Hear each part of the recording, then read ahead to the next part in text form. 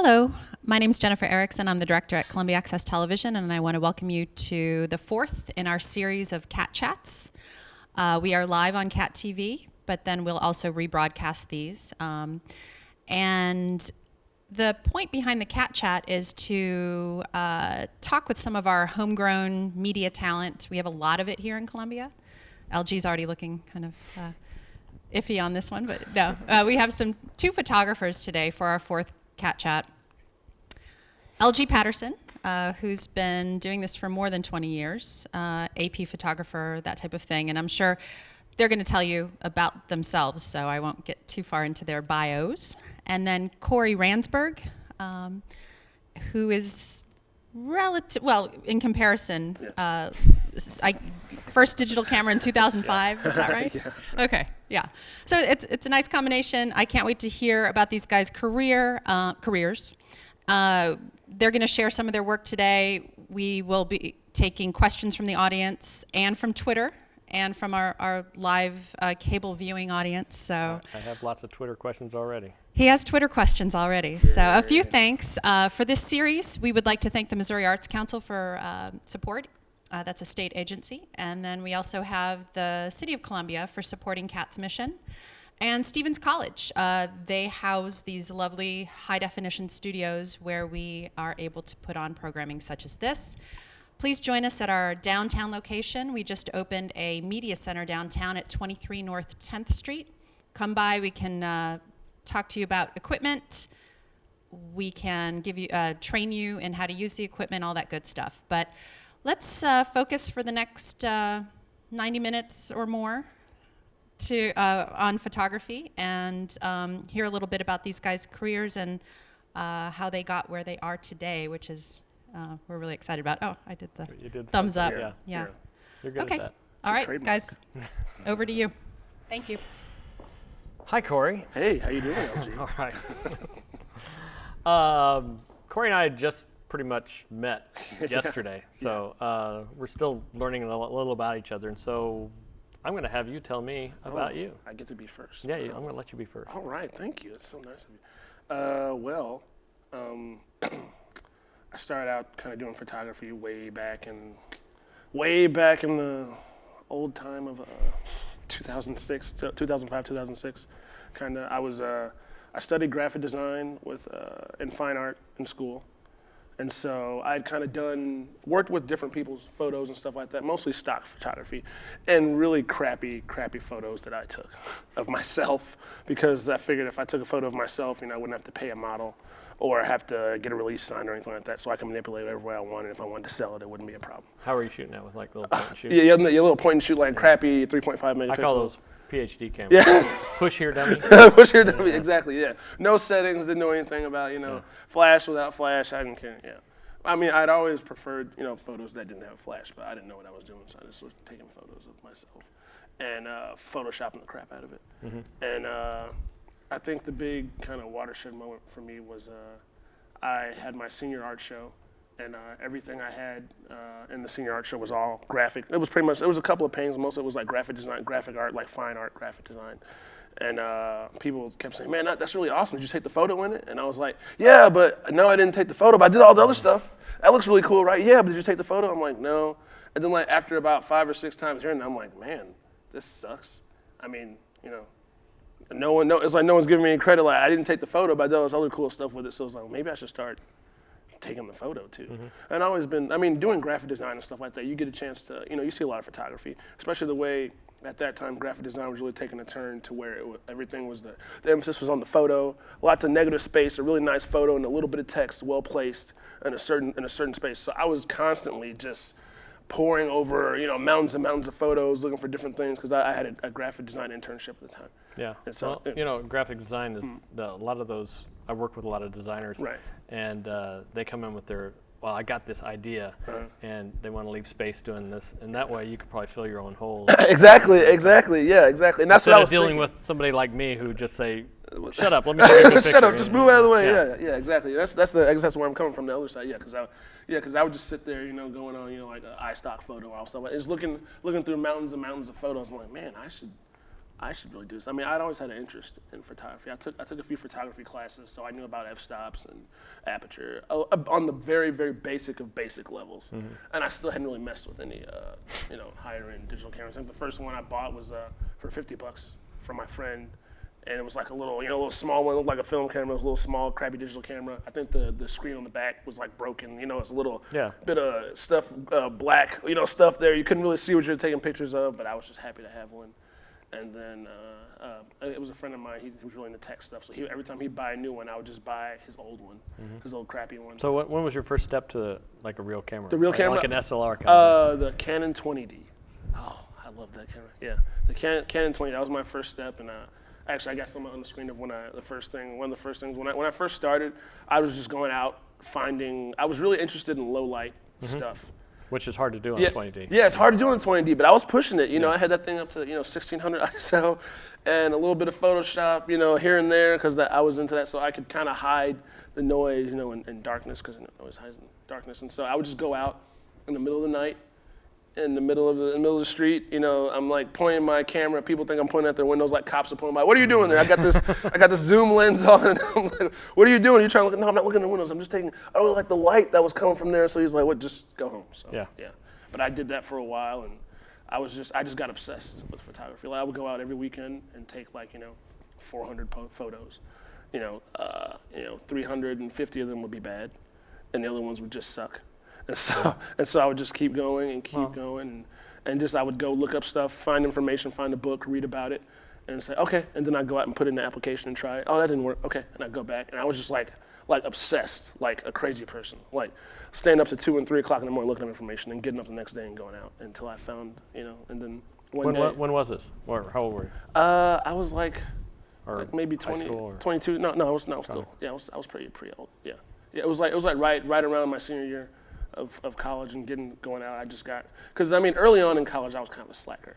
I was always, I could always kind of. Yeah, exactly. I liked doing things, but I didn't like the whole school aspect. Right. And I could always sweet talk myself out of a situation, give a little smile. So your major is graphic design? Yeah, graphic design. Yeah, with emphasis. Well, actually, it was really fine art with emphasis in graphic design. Because I started out like all fine art, and then halfway through I kind of moved strictly to graphic design. So it's kind of a bit of both. Yeah, but I was a slacker early on until I think I had one class where one teacher that finally told me that I wasn't as good as I thought I was. Yeah. And that kind of was like, wait a minute, you can't say that.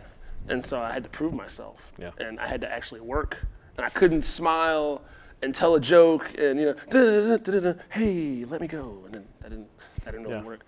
Yeah. And so after that, I started actually working. And that changed everything. And this photography thing, then I kind of put all that newfound work ethic into play. And I was like, oh, so I can be good at something if I work at it. That's when you started doing photography more? Yeah, that's when I started doing photography more. Yeah, it just all kind of, rolled into that. And what'd you end up,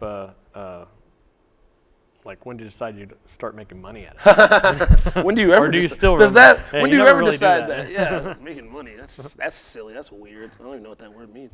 I don't know. I guess I always wanted to make money at it. But early on, nobody was going to pay me for what I was doing. Mm-hmm. But I guess the more when I started really getting into doing the kind of band photography and stuff like that is when I really and it still took a while before I was taking anything that was good. But I started taking stuff, things that were good where people actually started to notice. I started to get emails back from people instead of nothing or instead of no's. And I was like, well, maybe I can do something. And then I started branching out more into different types of portraiture and stuff like that. And then I started actually making something as opposed to nothing. Making money is good. Yeah. Yeah, it's rewarding. Although in a perfect world, we'd all like to work for free. Just work just for the sake of working, but that's not possible. Yeah. Yeah. That's true. You got to eat somehow. Yeah. Sometimes. Yeah. So that's sort of in a nutshell, roughly, how I got started. What about you? I guess I got interested when I was in first grade. I went to a friend of mine's house. And his dad had a dark room. And retrospectively, this is kind of creepy going in the dark room kind of thing. But but I remember him making a print and throwing it in the deck towel and watching the print come alive in the water there. And I was like, that is so cool. I'm in first grade. It's awesome. I want to learn how to do that. So I spent a lot of my time trying to get to that point. And I remember mowing yards to earn enough money to buy my first SLR.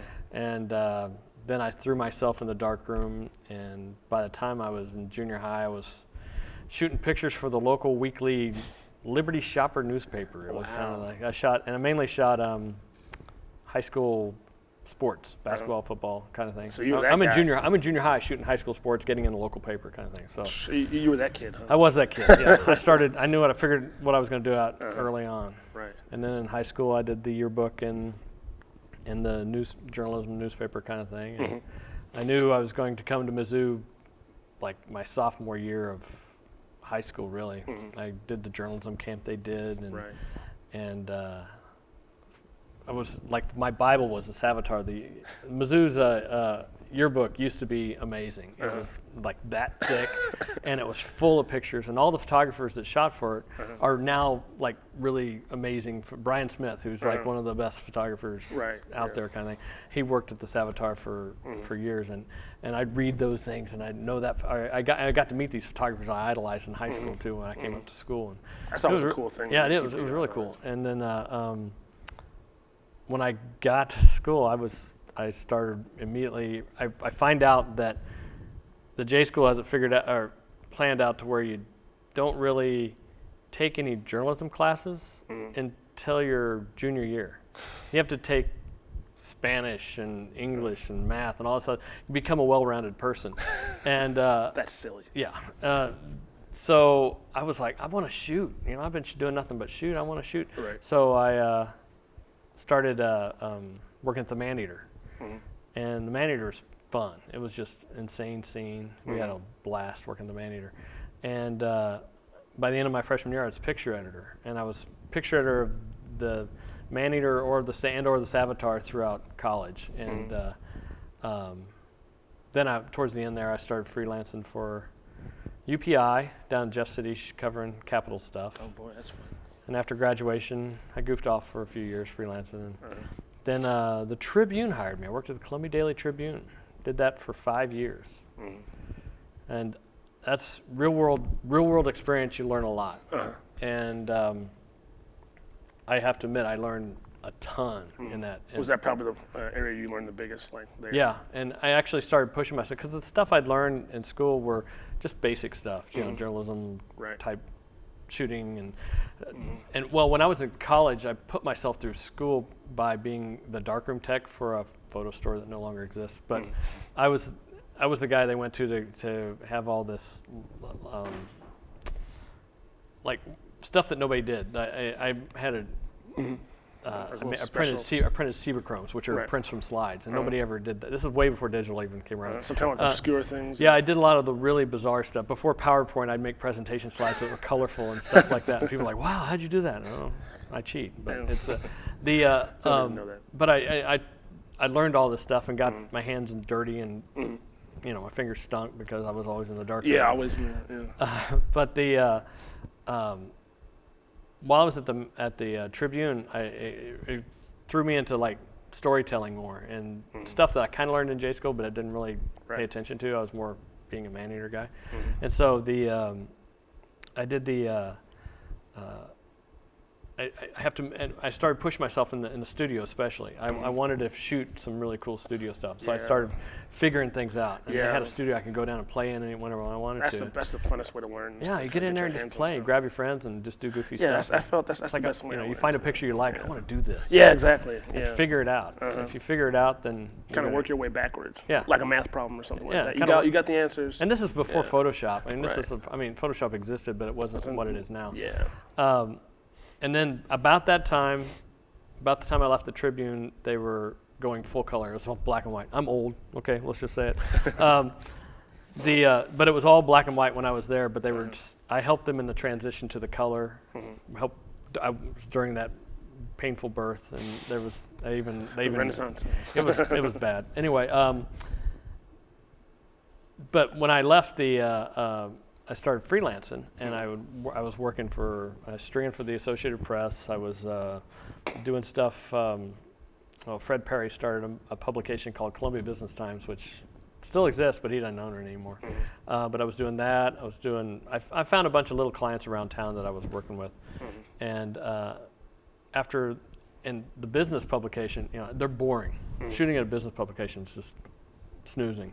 But I tried to make it interesting by making the portraits interesting. So I started working really hard with my portraits and using new lighting style and bringing all kinds of different stuff like that.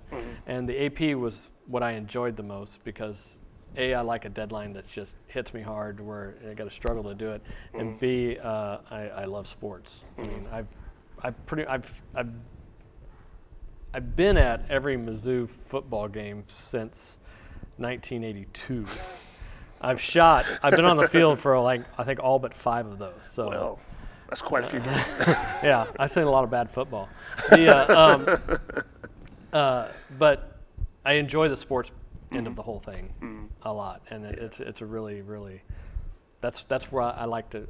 I enjoy myself when I'm out there working on deadline, busting out. Exactly, that's like your element. Yeah, you kind of get in there, and you feel the most comfortable. Yeah, and then as time went on, the clients change and needs change. I started picking up different things. Started doing MIZZOU athletic stuff, the posters, and hey, why don't you call those up? Those what I put them under? I think they're published. Published, yeah.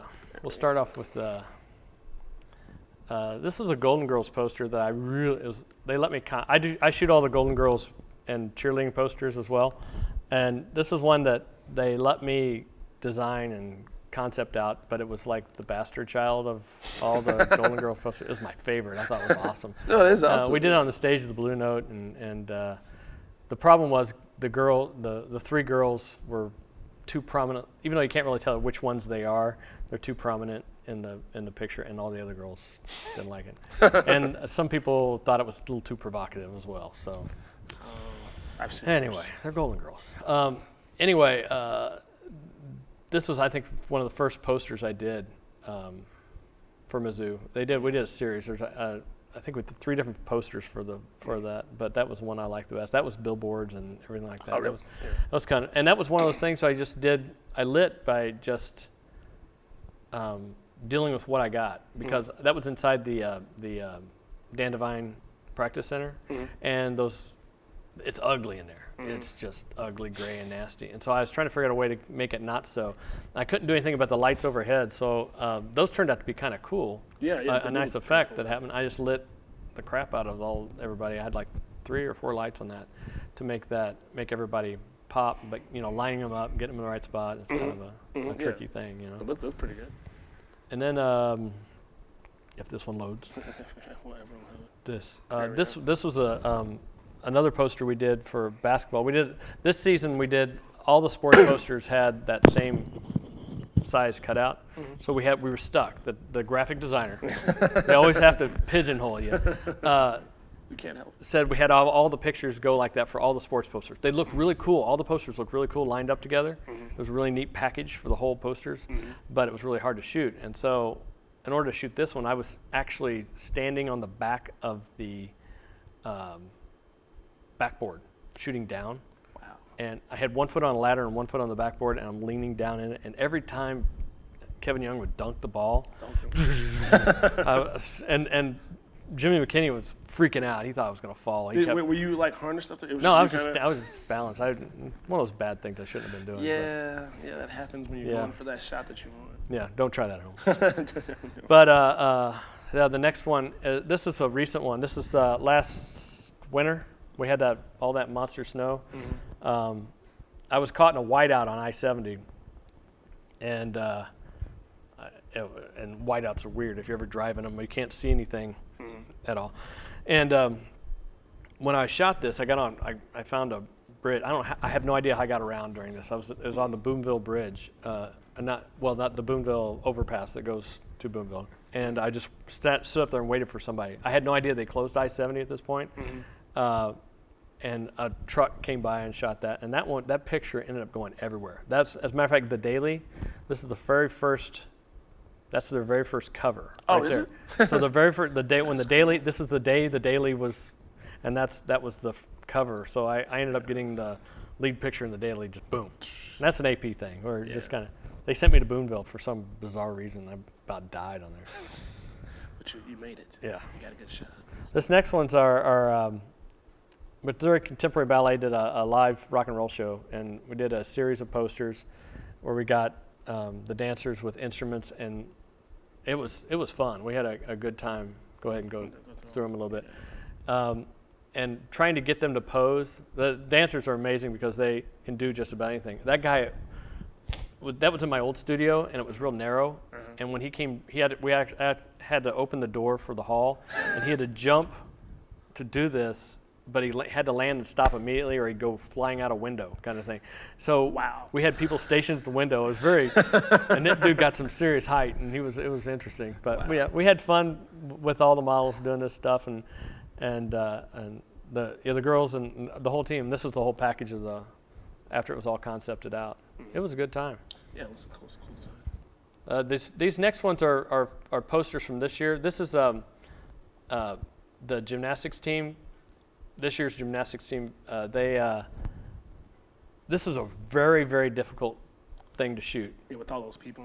All the people, making sure we have no shadows on everybody. We wanted to show the new facility, and I think I had 7 lights to light everybody up evenly, and then position them in different spots. And one girl is in there. Has a boot on her foot, so we had to hide that. And it took a long time to get everybody just right, and then get them to actually pose themselves right. So that was a very difficult shoot. But then there's the rest of the. This is women's basketball this year. We individually shot these people, and they were. Right. That's the graphic tool guys. Yeah. Did their thing. Put them in there. And same thing with the next. I think the men's basketball. Yeah, we actually had to plan this out too. This was difficult because we had to figure out the move they were going to do. Because we wanted everybody to look like one fluid move, and we were deciding who goes where, and it took several hours to shoot this thing, and poor Lawrence Bowers, he was doing the dunking, and I had him dunk so many times. He was and right after we did this, it didn't happen on my watch, but he blows out his knee, so it's like, I probably shouldn't be laughing. Yeah, but this is a poster we wanted to do 2 years ago, but Coach Anderson didn't want to do it. Coach Haith wanted it. We like Coach Haith better than Coach Anderson. Well, yeah, it worked out. This is the MIZZOU tennis team. They came in the studio, and we just had them swing. They weren't hitting any balls at me, thank God. And then what's the other one I got for? Oh, softball. This was another one that was concepted out, and a little.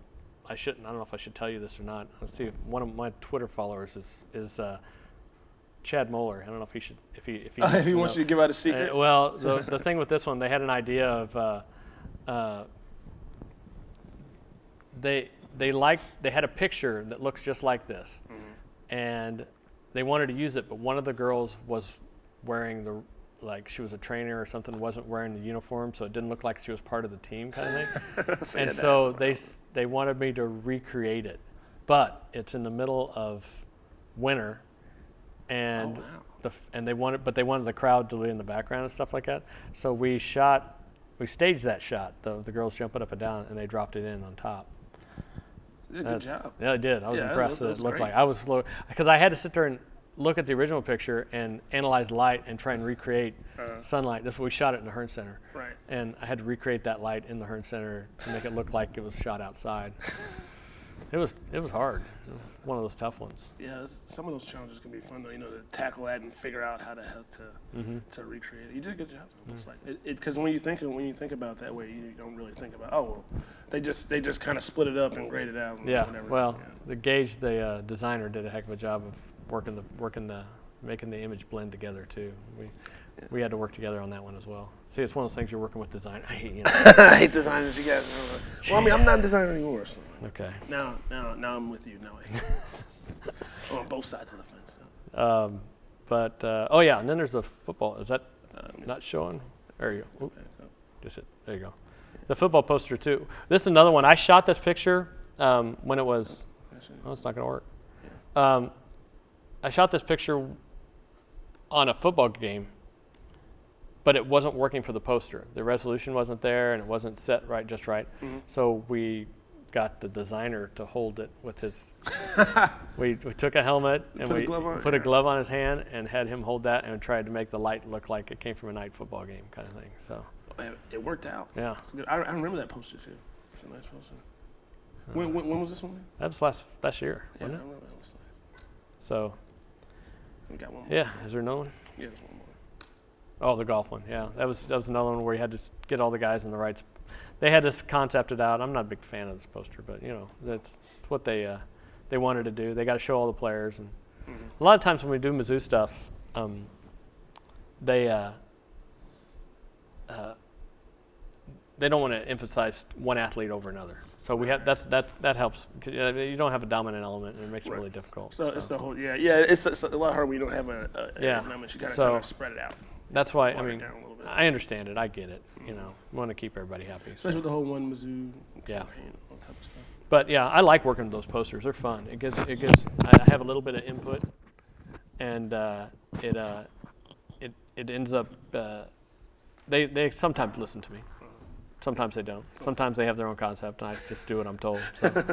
Unfortunately, that's the way we have to work sometimes. They tell us what to do, and then we have to do it, or not. Yeah, exactly. It doesn't always work. Well, what kind of stuff are you doing now? Well, I've really branched out. I don't know. I mean, I started out just kind of doing my some silly. I'll even pull up a couple. Some of the silly like art.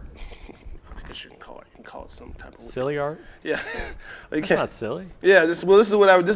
This is me kneeling down in my living room, and I added wings and some other weird stuff, and just really blurred it out and made it crazy. That was the type of art I used to do with photography. That was the way, and even early on, there was a photographer that really influenced me was David LaChapelle. Yeah, he's amazing. Yeah, and plus his stuff has got that really surreal, not even there look. Right. And he's really into building sets for his stuff. Yeah, that's the kind of stuff I'd like to get. Yeah, exactly. Because he does Photoshop, but it's Photoshop to the stuff that's actually there. He's not adding in a whole lot of stuff. Right. Yeah, and so that was one guy that really man, I want to be him. I want to be him.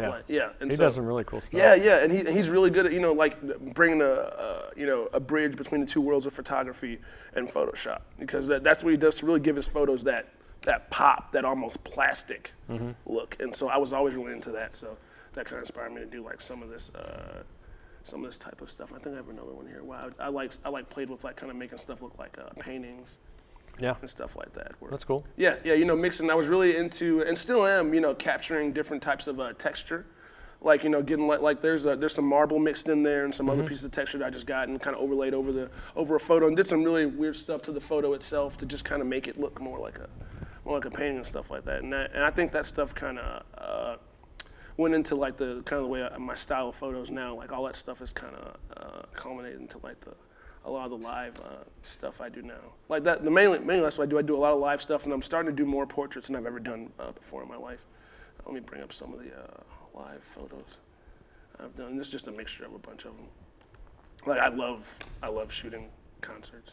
Concerts are fun. Yeah. I mean, I've always been super heavy into music and stuff like that, and behind the scenes stuff. And then I just got lucky enough to shoot concerts. I mean, music festivals, all kinds. If it's live music, I want to be there to shoot something. What are you shooting it with? This is with a fisheye. Oh, sweet. Yeah, a fisheye, and I really love to shoot wide. So you're right on them. Oh yeah, you're about from me to you to that. Oh yeah, right? I love to get as close as possible, especially with the fisheye. I mean, you're shooting 15 you millimeter. You have to. If you get too far back, it's not going to be. Yeah, so to really get the composition right, with each lens, there's a different way you gotta. I mean, when I started out, all I had was a 50 millimeter lens, and so with the 20D, and you're shooting concerts with the 20D in low light, and you gotta work it. You can get something, but you gotta work for it. Yeah. And then so it was kind of cool going from that to the 5D Mark II. Yeah. Is the fisheye a lens? Yes. Can you talk just a little bit about? Oh yeah, fisheye lens. I mean, it's a lens that's it kind of helps makes it protrude out a little bit. Yeah. It has a little distortion factor too. Yeah. You get more wide of a range stuff. We could shoot a picture pointing this way and get people over here. Yeah, get people get almost. So everybody's all in one picture. Right. Do you have another one in there that shows more of the distortion? Yeah, there we go. Yeah, there you go. Yeah, it's more of a distortion with it. Yeah. I mean, he's really close. Yeah, to I could probably my lens could touch the bottom of his base probably. Yeah. Yeah. It's crazy with the yeah. But you get the distortion. So Yeah, that's it the problem, bends yeah. metal and stuff like that. Yeah, Things see, like- for metal and stuff like that, but like a lot of magazines, they don't like distortion. Like Yeah. you sit there and it's like, we love the fellow, but distortion? Yeah. Can you not do that? So it all depends on what you're shooting for. Like, for instance, like, if I'm shooting for, like, I freelance for a bunch of different rock magazines, like Guitar World, Alternative Press, Spin Magazine, stuff like that. So, Spin Magazine, they're really clean and whatever. They don't like distortion. Guitar World, yes, they want it because that's that, that's that stereotypical rock shot. Like, he's leaning in, he's kind of into it, and you're right there, and he looks bigger than life, almost like he's a giant over the top of you. So it all depends on who you're shooting for and what you're so like. I'm always going through. I'm the guy in the photo pit that's going through 3 lenses. Yeah. A song. I'm just. What's the next one? Yeah. Or You're not listening to music. You're No, more no, shooting. It. I'm That's what not- you should do, man. Yeah, That's what you exactly. should do. I'm You're totally. working. Yeah, I'm totally zoned in, and like there's a really like how kind of a shows a really good a show I just shot this week, Sleigh Bells. It was really interesting just how I had to attack the show because there was like a interesting obstacle.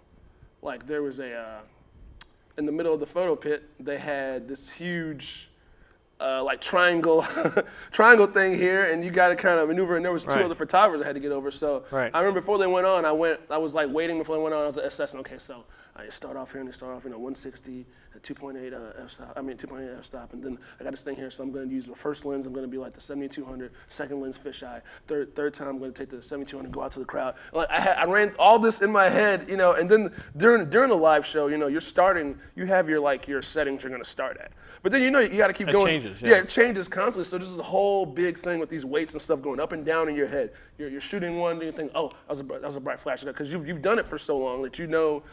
Okay, this light's about to change here. I got to do this. I got to do this. I got to do this. I got to do this. Yeah. And so like this is one of those. There's obstacles there, and I just kind of had to really get my game plan. Well, yeah, when you're ahead of shooting time. concerts, you have things constantly change. Yeah, constantly, And you can shoot a picture, but it'll probably be crappy because you either under or overexposed Under it. and overexposed, right? So right. you got to be able to adjust. Yeah, And you got to be able to adjust on the this fly. is where an automatic setting on your camera is useless. Yes, because it will lie. Yeah, Yeah, you'll you never put know. it. Yeah, program or automatic, you will get nothing but crap. This is you go full manual. Although I know some people go like aperture priority or something like this, but I got to go full No, manual. I'm a manual guy too. Yeah, and that's the way I learned. Yeah. Which is oddly enough, most Everybody people should don't- learn that. Yeah, Everybody should be a manual photographer when Yeah, they do this. By the way, most people helpful when hint for they everybody. learn, they do Yeah. program or something like that, and then learn that way. But me, I just wanted to go. I said, you know what? I need to go full manual. That's the only way I'm going to learn. And I just, stuff was so overexposed you couldn't see stuff. But that was the way I learned. I was like, oh, that's really bad. Let me dial it down a little bit, and you start to learn ISO and f-stop. And I think that's what helps me with. We have to watch our tech talk. Oh yeah, exactly. Yeah, we'll get really weird. You speaking Spanish, some of it. Yeah, but I think that's why I love live shows because of the unknown element. You're kind of out there. I don't want to say it's like war or something like that, but but you're kind of out there. You got to think on the fly. You don't know what the artist is going to do. Right. You don't know what It happens like in a lot of different things. For example, like I've been in a few White House pools, and you guys we're all laughing, joking around, Right. having a good old time. Right. But as soon as the president shows up, we are fighting each other Yes, hard. elbowing. It's hard. Oh, The gosh. first one I got caught up in was I was stuck in the back with a TV cord wrapped around my waist, and I was facing the wrong direction, stuck, and I couldn't move. It was like the worst experience of my life. Yeah, but for your first like crowded photo area experiences. that's when you start getting. Yeah, that's when it gets real. Yeah, it's a 'cause- different world. Yeah, because like you said, everybody's really nice. You're chit chatting, but then once the lights, camera, Boom. action, everybody turns into like animals. Airman for himself. Airman for himself, because you gotta get your shot. They gotta get their shot. You're hopping over people. You're kneeing them in. Yeah, you're doing whatever it takes. Yeah, and you gotta. But there's like a kind of a give and take because there's all kinds of sort of etiquette. You can be pushy, but in a way, they're gonna be pushy. There's a way you can do it without totally being a jerk. Yeah. But then sometimes you just gotta be a jerk. Do you have any more examples that show your different looks, different? Oh, yeah, poses, definitely, different- If definitely. you want to show like maybe just from the Sleigh Bell shows. Yeah.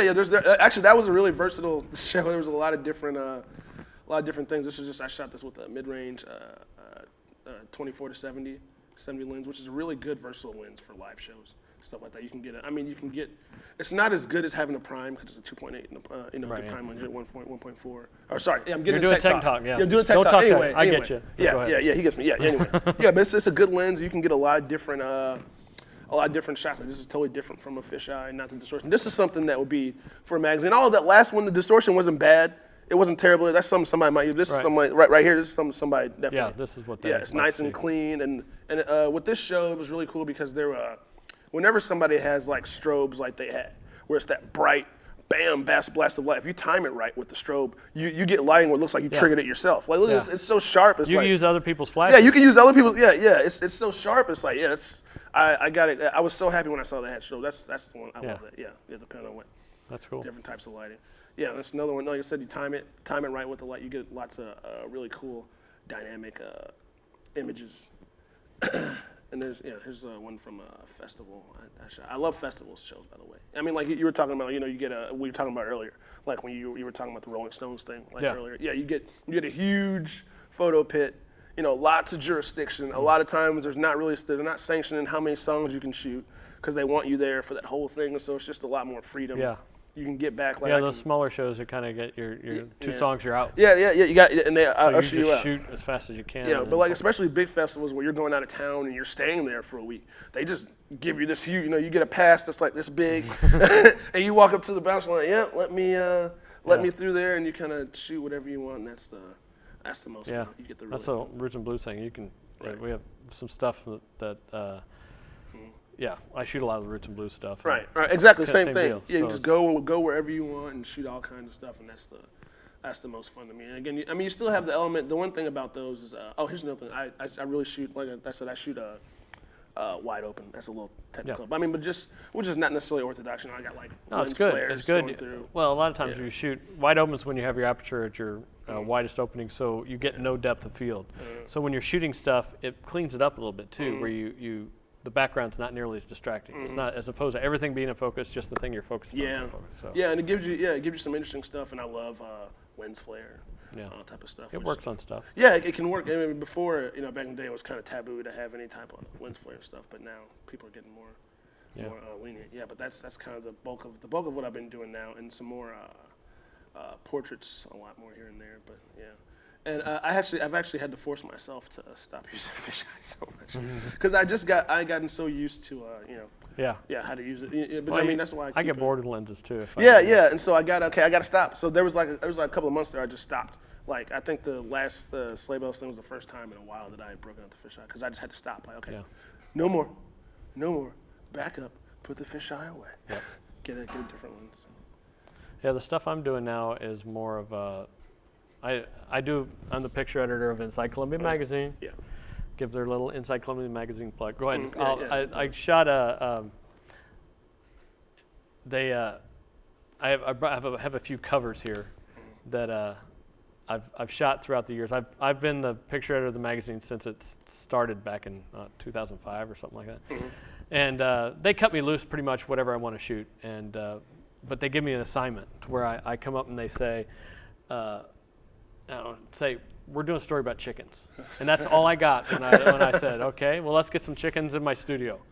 So I had 5 chickens running around my studio. Interesting fact, a chicken poops every 2 minutes. Every 2 minutes? Every 2 minutes, every 2 minutes. I'm glad I had interns to clean up that mess. But but when I was turning loose, we'll see some more chicken. Here in a minute, but here's another one. They gave me a list of the 100 foods, and I went through and I got to pick what I thought would be visually pleasing. And Shakespeare's, we got to go Shakespeare's. And when I shot this, I was thinking, what's iconic? If it just showed a pie, it wouldn't be able to see it. You had to have the red tablecloth or the red napkins. Right. You got to do something to draw it in. That's iconic. You got to. And I shoot most of these on location. The chickens weren't, but that was like. And this is another one. I love this one.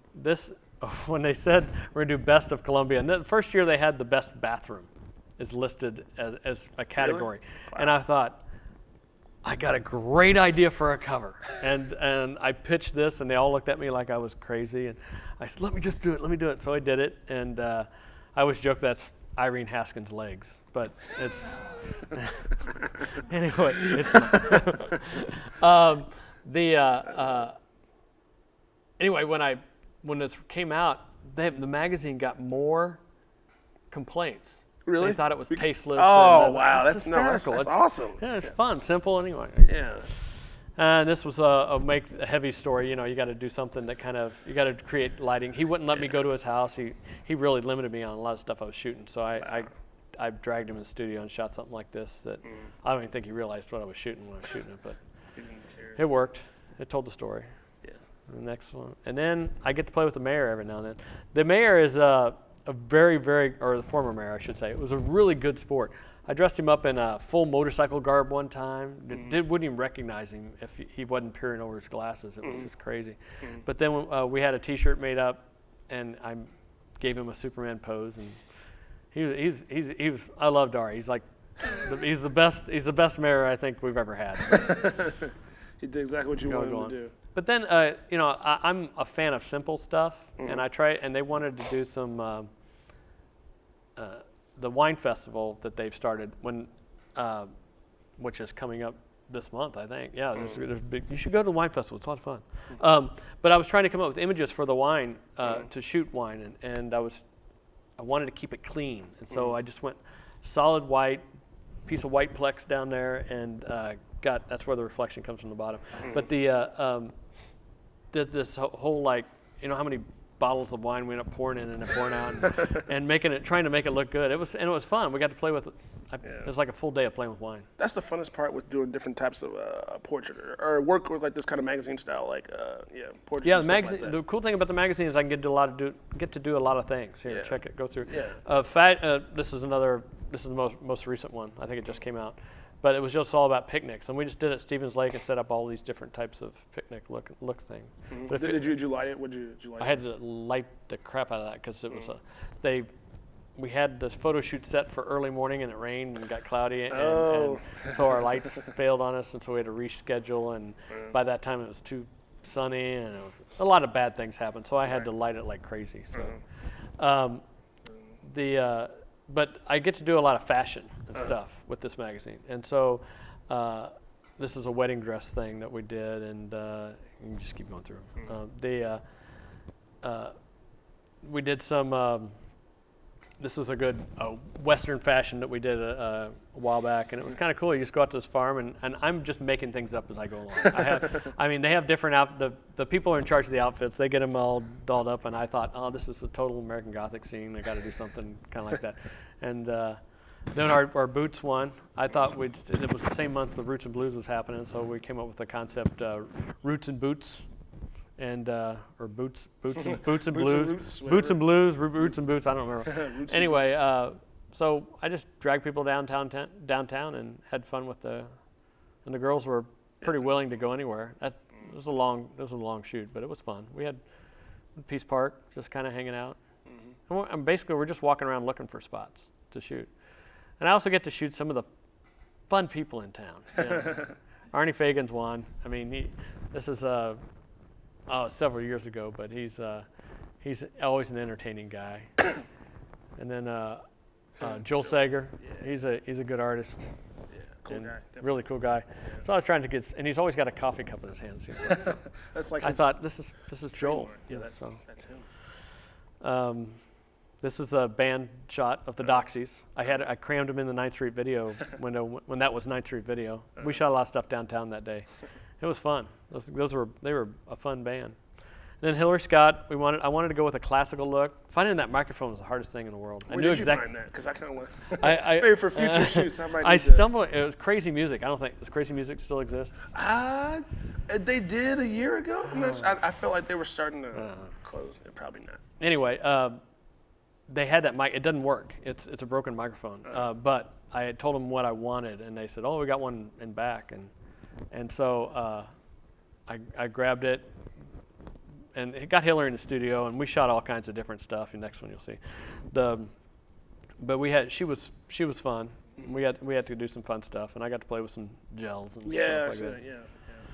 It worked out. It's a really beautiful shot. Yeah. Oh, and then I had to shoot Miss Hooters International. That was horrible. Terrible. That sucks for you, man. Yeah. She had to do that. She was fun. I got her eat. For the team, right? Yeah, I actually dragged her out to Hooters and made her eat a bunch of wings. She had wings all over. This is your punishment. Eat this. But she was very pro Hooters, I'll tell you. Well, that's crazy. Good. I feel like she would be. Yeah. These are if you go to Booch's, you know these two, and they always play. They've been playing snooker against each other for I don't know 40 years or something. They're like 89 years. They're old. When they play, it sounds like they hate each other, and it's just they're fun couple old guys. As you can tell, people, Free Friends were they're just this playful hate. Yeah, is that oxymoron?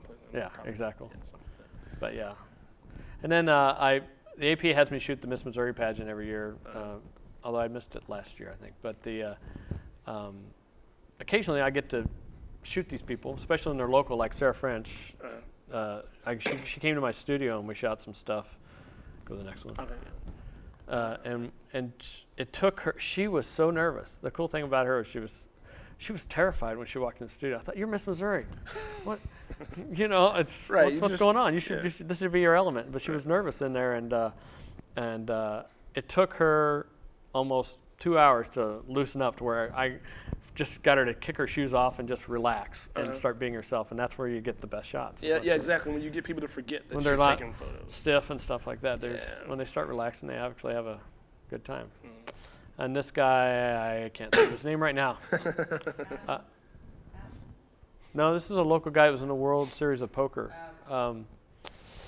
His brother won the Rochambeau Championship, and they both came to town. Oh, man, I can't. Anyway, we had this another photo shoot. They came up to my studio, hung over as crazy. And this whole art, he had brought his whole little entourage with him. And so I got them to throw cards in the air while we were doing it. One guy passed out on my couch. It was just that's a crazy fun. Scene. Yeah.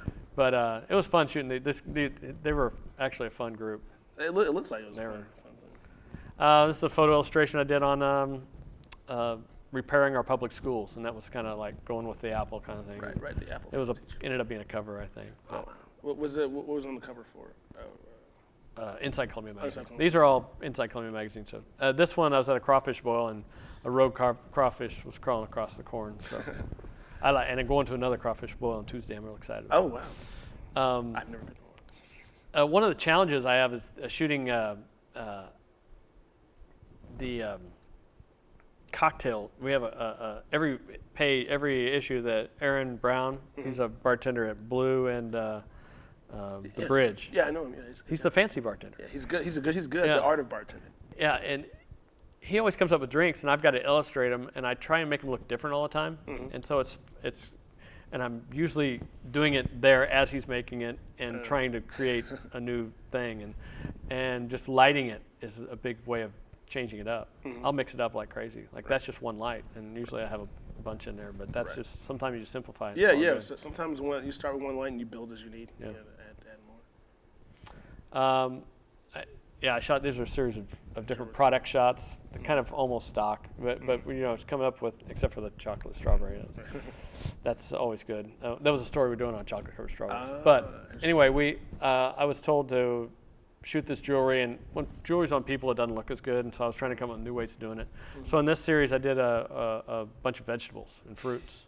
So I just went to the grocery store and picked up a bunch of stuff, and they brought, it was like $500,000 worth of jewelry that they left with me. I was terrified. And I'm wrapping it around peppers and doing all kinds of, I think one of them I ended up getting it stuck in some fruit, or I'm digging out little pieces of it. Yeah, that diamond one on the orange pepper was the bracelet didn't go all the way around, so I just poked through the pepper on the back side there, and it got pepper all inside that nice diamond bracelet. It's for art. They don't know that. They'll be fine. Well, they know. Well, they know now. Yeah. Anyway, that's kind of such as life. Well, there's one. Yeah. That's an out from the wine thing so far. But then there's I shoot stuff down to Lake every now and then. That's down the Lodge of Four Seasons. So there's spa stuff. And I put this in just because nobody realizes the double helix sidewalk on the on that, what is that building called? Is that Science? Not Science. What's it called? It's the Kit Bond. Yeah, something like that. The new thing. So, whatever, science thing. Yeah, the new science thing. That's what. Anyway, when they built this, they put that sidewalk in, and when you're down there, you never notice it. You never notice it until you get up above and look down on it. and it's really kind of cool. It is cool. This was cool. I got to fly all over Colombia in a helicopter, which was a blast. That's fun to take aerial shots of everything. Yeah. That's fun. I haven't A helicopter's the way to do it too, because you can tell the guy get lower and you can even hover in certain spots. So do they like strap you in, like to where you can hang out the window a little bit? Or? Well, yeah, kind of. Yeah, kind of. You just hold on with the arm. Yeah. Planes are hard because when you're in planes, that to open the window, it like slams up against the wing. Really? It's all the physics. Oh God, yeah, yes. But the window slams up against the wing. There's nothing holding it there. It's just kind of there. And you have to make sure not to let go because it'll break everything.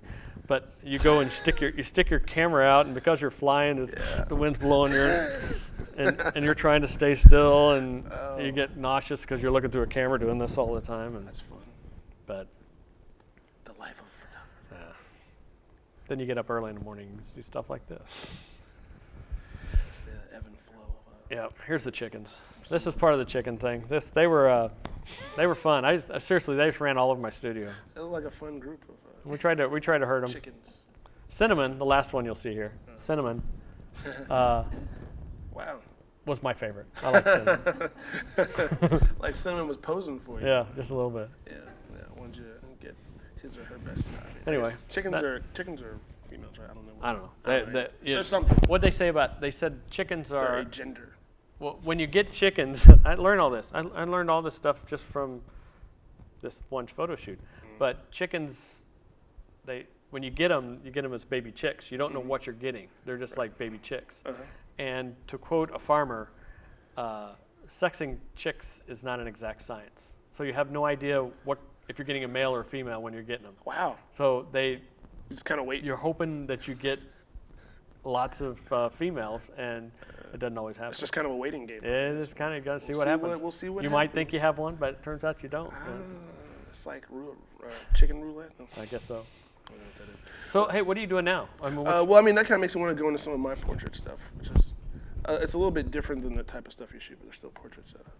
Just the same. Let me find them. They're all kind of, I don't know. I mean, sometimes they're like, sometimes when I do headshots, I do some stuff that's a little unconventional. Like these are headshots. Cool. Yeah, but it's not the conventional. I was working with an actress from LA that she wanted some headshots, but she was like, but I want something, a little different. So I kind of want to do it like some type of weird, creepy paparazzi dude was following her or something. She was Britney Spears or something like that.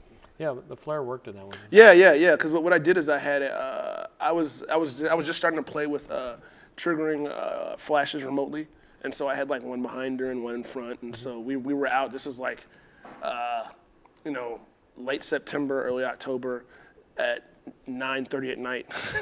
Out, I'm out there, one flash back here, another flash on a little sync cable, and we're just playing and seeing what the heck happens. You ever use people? Yeah. To hold it? Yeah. Not really. I never, on occasion, but yeah.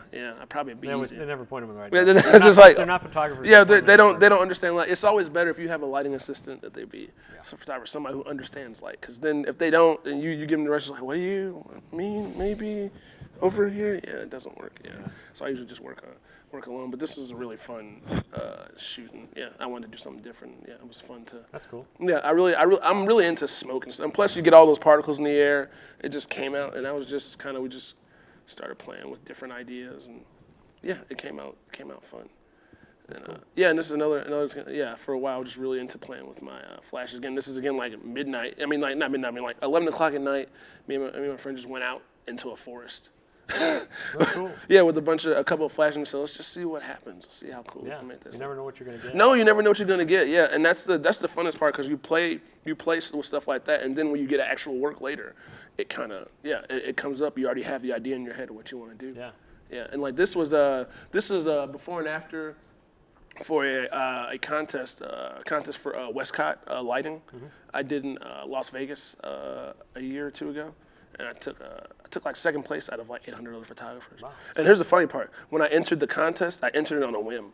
Like I was there for something else. I was there for like a photography conference, and a friend of mine from South Africa that I've met going to different photography conferences over the years. And so he comes to the U.S. every year to do it. He's a photographer for the government over there. And so he comes over. He's like, "Yeah, you should really enter this contest." Doing something. All right, I'll go take a couple pictures. And I just like edited some stuff and sent it in, didn't think about it. Then like a month later, I get this email, you have just been selected. Number 2. I was like, what? Really? And so they gave me, I got like featured in the Westcott Lighting catalog. and they still do updates on me and what I'm doing. And they gave me like $3,000 worth of lighting equipment. Yeah, so I was like, well, I'll take that. Yeah, Thank you. Yeah, I don't have to rent stuff anymore because I mean, lighting equipment is very expensive. Yeah. So you're gonna give me $3,000, and their equipment is really expensive. So.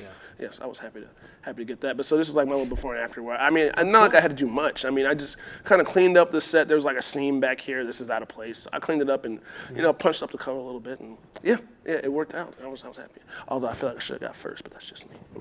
It happens all the time. Yeah, we're not gonna talk about it. It's very subjective. Yeah, it's very subjective. This is another portrait of a local music artist here. He did our last cat. Yeah, he did the last cat chat. Ben Klopic. Yeah, and this is funny. We did this in his apartment. I just like brought my lights in and lit it up, but I mean, you can't really tell. Yeah, it's where I would say it's what you don't show. Exactly, it's what you don't show is how you crop it. He was like, what are you gonna do with this? He was like, oh my God, how'd you do it? I'm like, I was like, I got an idea. Like I'm like standing up on a chair down here. I got one light boomed over here, another one over here. I'm like, just hold still, just breathe in. Bam, here we go. And then it came out good. Yeah, it's like I shoot houses a lot, and everybody say, wow, those are beautiful houses. I said, well, you should. Because we took all the crap on one side and moved to the other side, and then shot that side. Exactly, So it's what all you about, don't show. Yeah, creating that illusion, like you said, is what you don't show. In different parts, another one. Yeah, just doing really silly, whatever, just to see. It's fun to make people do stuff that they don't really do. Yeah, and it's really fun, like when you have people who are willing, because a lot of people, like the bigger, like artists and stuff you start to work with and stuff. Some of them aren't so, or they have handlers around that are not. So that's the deal, keen. man. You get too many people in the mix that nobody wants to do. Yeah, nobody wants to do anything. Like, well, I don't know if that's really her best feature. Something like that. Just leave me alone. Leave me. Give me like 15 minutes with the person, with said person. Yeah. Go away. Go away. That's another one of the shots. That's fun. Yeah, just whatever. Yeah, death by keyboards. I don't know. He loves music so much that he's been overtaken by it. This is just kind of going out into the forest and kind of the whole, low depth of field. Really into that. It really looks good for photographs. Just again, I think this wasn't even for anything. It was just me just out playing around. Sometimes this is a fun shoot. This was at Blueberry Hill in St. Louis. That's for a band called Company of Thieves. They're one of my favorite bands. They're out of Chicago. I love those guys a lot. They had the idea to do a cake fight, but here's the thing: like we snuck it in. We snuck the cake into Blueberry Hill. Oh, they didn't. Like no, they didn't know. Like the lead singer Genevieve, she's really cute. She just she had the cake like hidden down. I was like, do you mind if we called you earlier about doing a photo shoot in here, so we're gonna go in. It's like, oh yeah. So they gave us a smoking room in the back of Blueberry Hill, and like the cool thing about the smoking room is they have a glass like window here, and there are people in there eating, and so they see it's like, oh, let's come with these, and they're doing a show at the pageant that night. So there's people there who are going to be at their show, and so that we got like an audience watching the whole while show. We're doing the photo shoot. They're like, yeah, rock and roll. People are screaming at us, and they're in there throwing cake at each other. And the manager comes up, and he's like, what are you doing? Of course, it was after we were done, so we had to clean it up. Yeah, it wasn't bad. I mean, sometimes it's better to do it and ask for forgiveness later. I found that's a regular thing. That's a regular thing. That you gotta get it, and the photos came out awesome. Yeah. It was just me and I had two lights back here, and I just kind of grabbed my fisheye, kind of got in front of them, just told them just start playing. And so we kind of had a whole little series where they're like piling cake on top of one guy's head, and then they're throwing it back at each other, and So that was one of the funnest ones I'd done in a while. Yeah, that's fun to do that. Yeah. I mean, like I said, when you're working with here's more than playing. When you're working with different artists like that, and like their manager I think he came with, but he didn't care. He's like, do whatever you want. So it's kind of cool when they give you jurisdiction to just. And they had told me about this. I just got off. I went to San Diego with them. And shot some photos there, and then I think they were here in Columbia for the Bluebird Festival before that, and so I kind of done a couple of shows. So we had kind of been talking about this concept for a little bit. Yeah. And so then I didn't see them for another, I think, like 2 weeks, and then they were in St. Louis, and I met them up there for the cake shoot, and they had a cake with like the Company of Thieves on it, and then it was sweet. Yeah, it was a cool little concept. This is for a actress and also a friend of mine, Holly. She's out in New York. And it looks like it's natural light, but I actually lit it with some of the Westcott has a daylight balanced light. So it pretty much emulates daylight. And so there was a little bit of daylight coming in the window, but it's never what you need. Stuff that you always need a little bit more. So I just had two huge soft boxes, on either side of the room, and just kind of tweaked it and dialed it in until it kind of came out. Now, do you use, is that strobes or hot lights? Hot lights, yeah, hot lights, yeah. But I do like use doing strobes. those better than? Not necessarily. It depends. Like I like the natural light look, And so for stuff like that, but if you're ever shooting outside on location, hot lights, you'd rather have a strobe. You want something that can overpower the sun, and something good, 600 watts or something like that you can overpower the sun. So if I'm out on location, I'd rather have strobes. Inside the studio, it depends. I'm either or. Yeah. Because a lot of times, like I'll have this, and what I'll use is like sort of my kind of strobe. I have like a flash on my camera, like an extra, the most powerful flash that Canon makes. And if you do a well placed like wall bounce, or sometimes I'll have like a big piece of cardboard, or something that's white. I have somebody hold up behind me and bounce it off of that. Yeah. And you'd be surprised the stuff you can get from soft. that. It's nice. It's nice and soft. Yeah. And for those of you who don't know, bouncing. You can point your flash at different walls and stuff to kind of create different light. It's not as harsh as your normal light. Yeah. It's softer. It's like this, like what you're seeing. Yeah, It's really a softer light, and it's more flat. And you kind of learn tricks like that when you don't have equipment. When that's all you have is a flash. I bounce forever. Yeah. You just a well placed wall bounce can do wonders for a photo. So people don't realize you can bounce it off a guy with a white T-shirt. Exactly. Yeah. Anything white you can bounce it off of. Yeah. And so watch the colors. Yeah. Exactly. Yeah. And so I just took because you bounce off something red, you're gonna get red. Right. Yeah. And so a lot of that stuff I've learned, I've been able to take into studio application and mix it in with my stuff. Like I even when I shoot in the studio with other types of light, I'll sometimes still have a flash on my camera too, and just to bounce it because I'm just so used to. I know what that's gonna give me at certain settings, mixed with certain types of lights, and so I just use that a lot, especially with my different portraits. And these are just more of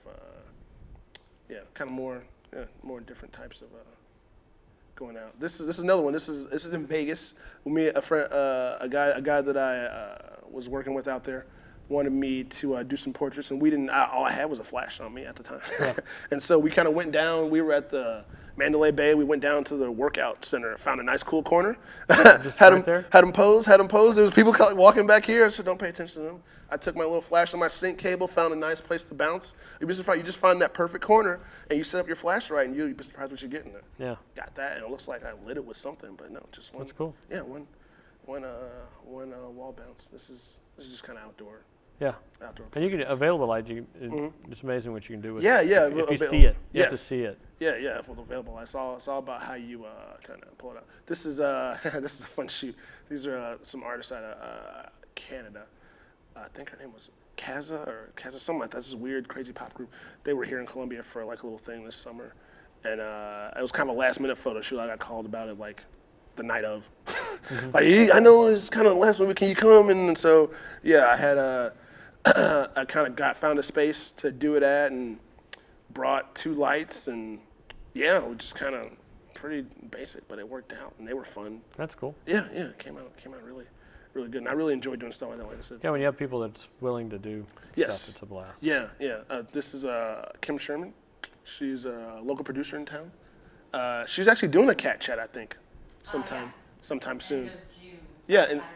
Yeah, and she needed some headshots. I know some of the headshots I did for her were for Sundance, for a Sundance brochure and stuff like that. And so Kim, she was a little kind of nervous. She doesn't do photos a lot, but I mean, we just hung out and had a good time and got some great stuff, different lighting. Like this is one of the times I bounced the flash off a reflector, and it gave me this really cool, really bright light. I just wanted to see what would happen. I bounced off the silver side, and it gave me this really cool. It makes me want to do that more because it kind of gave her hair kind of has a little sparkle to it. Yeah. So I love playing with different weird types of unorthodox. Now, do you do? There's some post in this. How much post do you do? It depends. It depends on the photo and depends on the situation. Sometimes I'll do very little where it's just minimal color correction. And sometimes, like for instance, like this, I'll do a lot of different things because I wanted to look more, since this was for the Sundance brochure, I wanted to have kind of a film-like quality.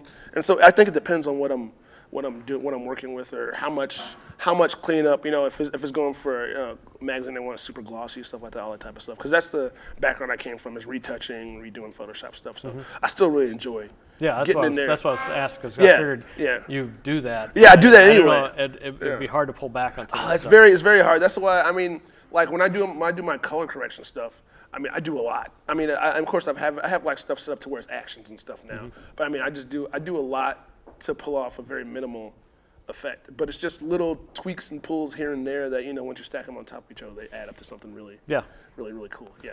It's hard to. Photoshop's a whole nother. Whole nother world. Chat. That's a whole nother cat chat right there. But it is hard to pull back. Let me see. But you can. Yeah. Cool. You can kind of do all kinds of crazy stuff, and that's more of my lifestyle. Here's another portrait again, just kind of outside with the portraits. It's just a matter of finding the people that you want. Finding a concept. I like having a theme before I even walk in there. Then it's like, I'm here to get my picture taken. Now what? There was another one I wanted to. I can't. That's good enough for now. Yeah. I was just curious if you've ever done. I mean, anything that was like a little over the top, La Chapelle like.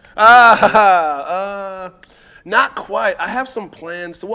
Actually, the most stuff I can say is like some of the stuff I did for the film. I've been doing a little more set photography, and like some of the stuff I did for the film, You're Next, was kind of like over the top.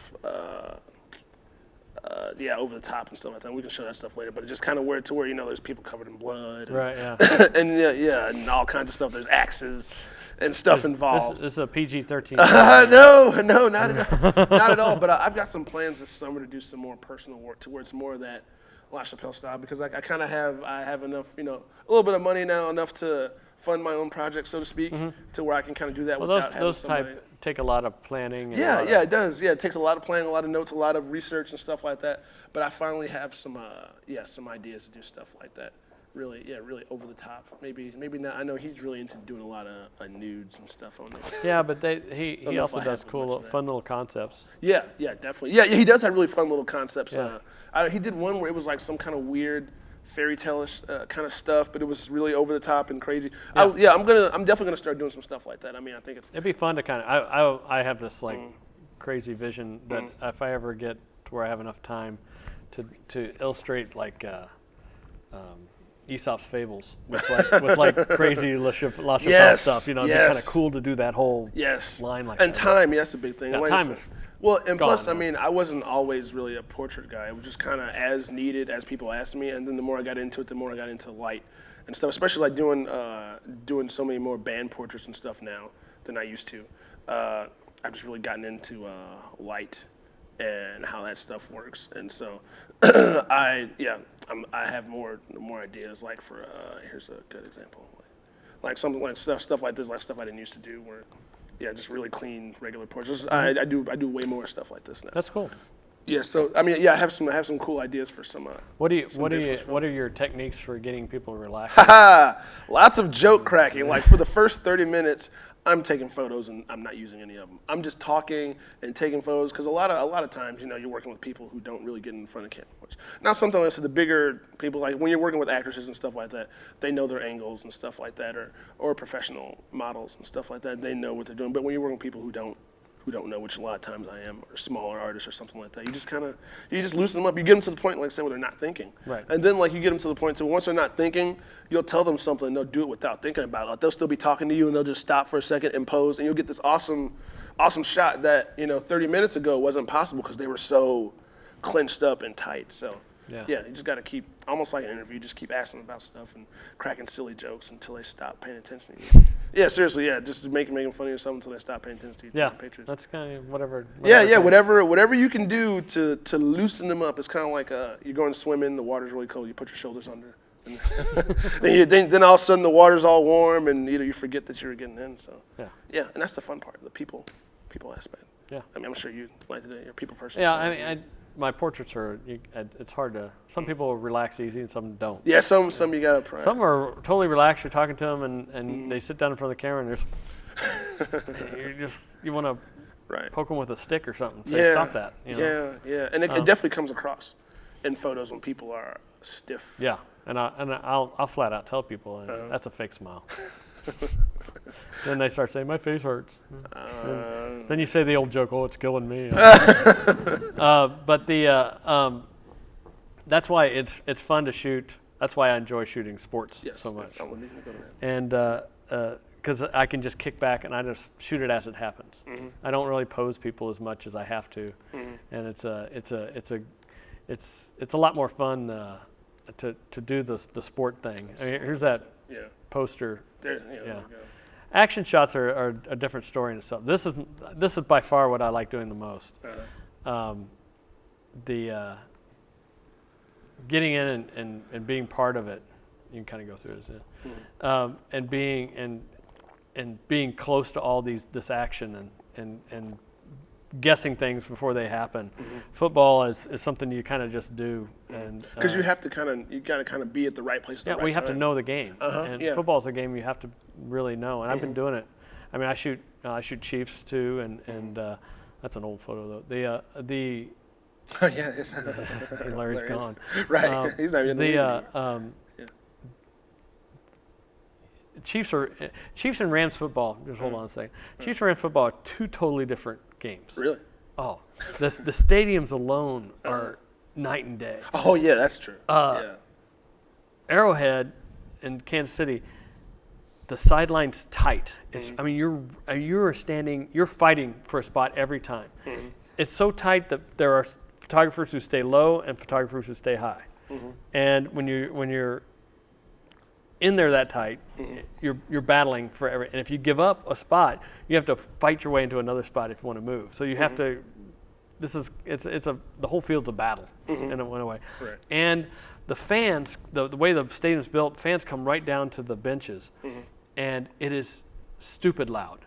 I mean, we couldn't have a conversation at this distance. Most photographers are wearing earplugs because it's really loud, and you have to get up and scream in somebody's ear to hear them. That kind of thing. When you go into the Dome in St. Louis, the fans are so far away from the field. The sidelines are wide open. You can almost lay down on the sideline, and I've done it before. Just lay down, waiting for something to happen, kind of thing. And it is crazy quiet, even when it's at its loudest. I was there during their Super Bowl run, and in the playoffs, and during all that stuff, and it wasn't nearly the decibel level that a mild game at Arrowhead was like. Yeah. And it's crazy. Wow. So, I mean, I love Chiefs games. They're fun to go to and shoot, and they're outside. The Dome you think would be louder because it's inside, Yeah, but no, and it's not. condensed and everything. It's just the way it was built or something. It's It just doesn't keep sound. Actually, funny story, when I think it was Rams' first or second season, Tony Banks was quarterback. I was shooting this game. He was terrible. It was a critical 3rd down and 1 for them, and I was shooting the game, and in the same and over in Busch Stadium, the Mark McGuire just hit his home run that broke the record, and so when that happened, the people in the stadium started cheering crazy loud in the Dome at the football game. So it got as loud as I'd ever heard it in there before and since. Really, it just got really crazy loud, and it was and the football team stumbled and got offsides, and ended up turning the ball over on downs and lost the game. And I won't say it's basically on that play, but that was a big part of what they're all. That was a horrible team anyway back in those days. Anyway, it's just the difference in the two football. You think that one is, and then the difference of the people that go. I mean, just kind of, it's a different thing. And I have been luck. I shoot for MLB.com, postseason stuff, local. I stay, I don't travel with any of the teams, but like anything that happens in St. Louis or Kansas City, this summer I'll be shooting the All-Star game in Kansas City, and then I shot playoff and World Series stuff at Busch. This is the old Busch, and that's how I put that shot in there because it's one of the final. That's the final game. I walked around the stadium in the old Busch Stadium and like all day long and just took different pictures of.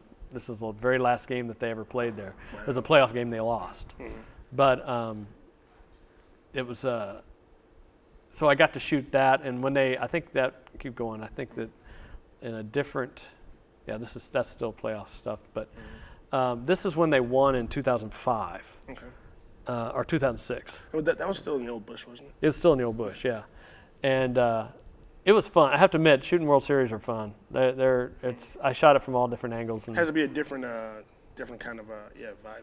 Yeah, you can. And my job was to go there and get pictures that the Wire doesn't normally have. Oh, okay. Different types. I was of to get different looks. That's cool. You can kind of go away from the norm. And I could do what I want. Yeah, I love that. There's no I had some fun with it, and it looks like it. Yeah. Yeah, and of course I got to go in the. That was my first. I think my first experience in the locker room after a World Series win. Wow. And I was not prepared. My cameras weren't covered. Yeah, we talked about that. Yeah. I was drenched. I got drenched. Melina just looked at me and just doused me down. And it was one of those things. I was just a mess. And I'm sitting there thinking as I'm sending all these pictures out and getting them to the MLB folks, I smell. I stink. I'm going to get pulled over, and they're going to think I'm drunk. Right, you're covered in all and I'm kinds of sticky. alcohol. By the time it's all starting to dry, I'm all sticky. And my camera just stops working. You know, it's so stuck. Wow. I had to send it off. I couldn't get it to function after that. It was done? It was. I sent it off, and then it cost me a couple $100 to get it to working again. But it was a bad scene. That's a good shot, though. But you know, this kind of says the moment of the whole thing. Yeah, definitely. But you really don't know what's. Yeah, and I where think it's I coming. saw. And champagne does sting when it gets in your eyes a lot. It really does. I think I saw you on there this year in the locker room briefly. You got on TV. I did. Yeah, I think you had your stuff. Somebody said they saw me too. I was all in it. But it was fun. We'll show those later. But that's Pujols getting nailed as he's trying to get an interview.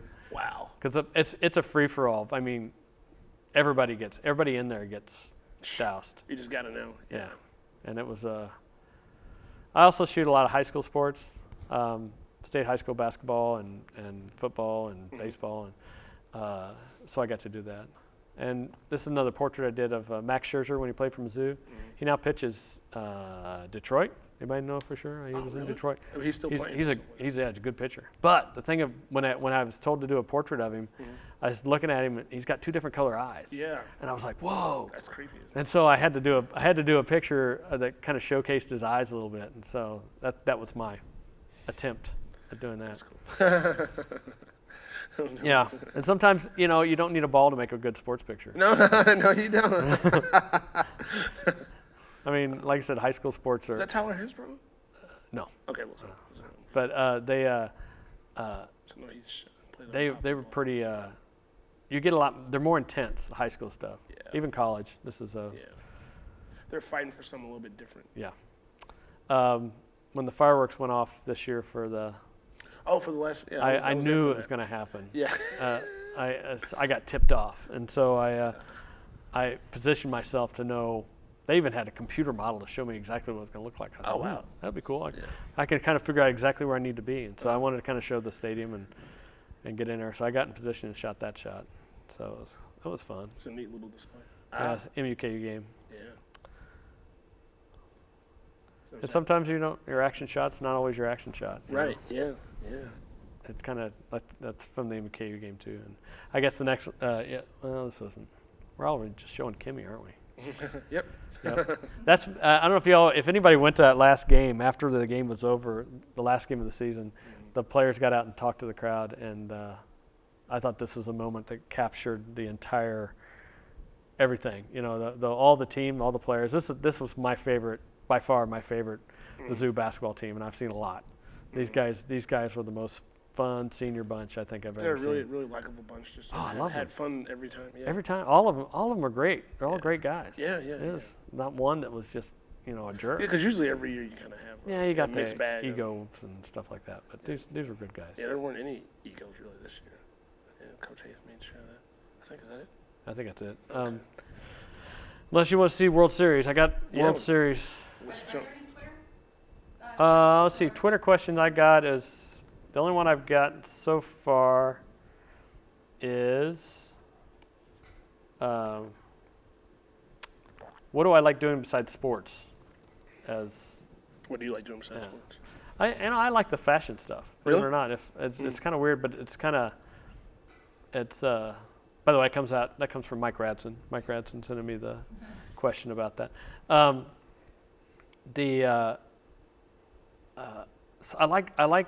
Sports is fun, but the fashion is also a fun thing to get into because you have total control. I mean, except for I let somebody else do the clothes. I like somebody else figure out what they want to do. But then when you get them out there. But when I see what they got, and there are times when they bring out these clothes, and I'm sitting there looking at them and going, no, that's not going to work for anything I want to do. And I'll send them back in there. And, right. And I butt heads with most of the people that work with me.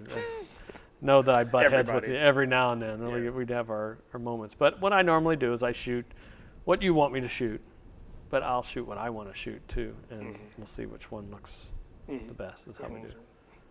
That makes sense. You got any question there?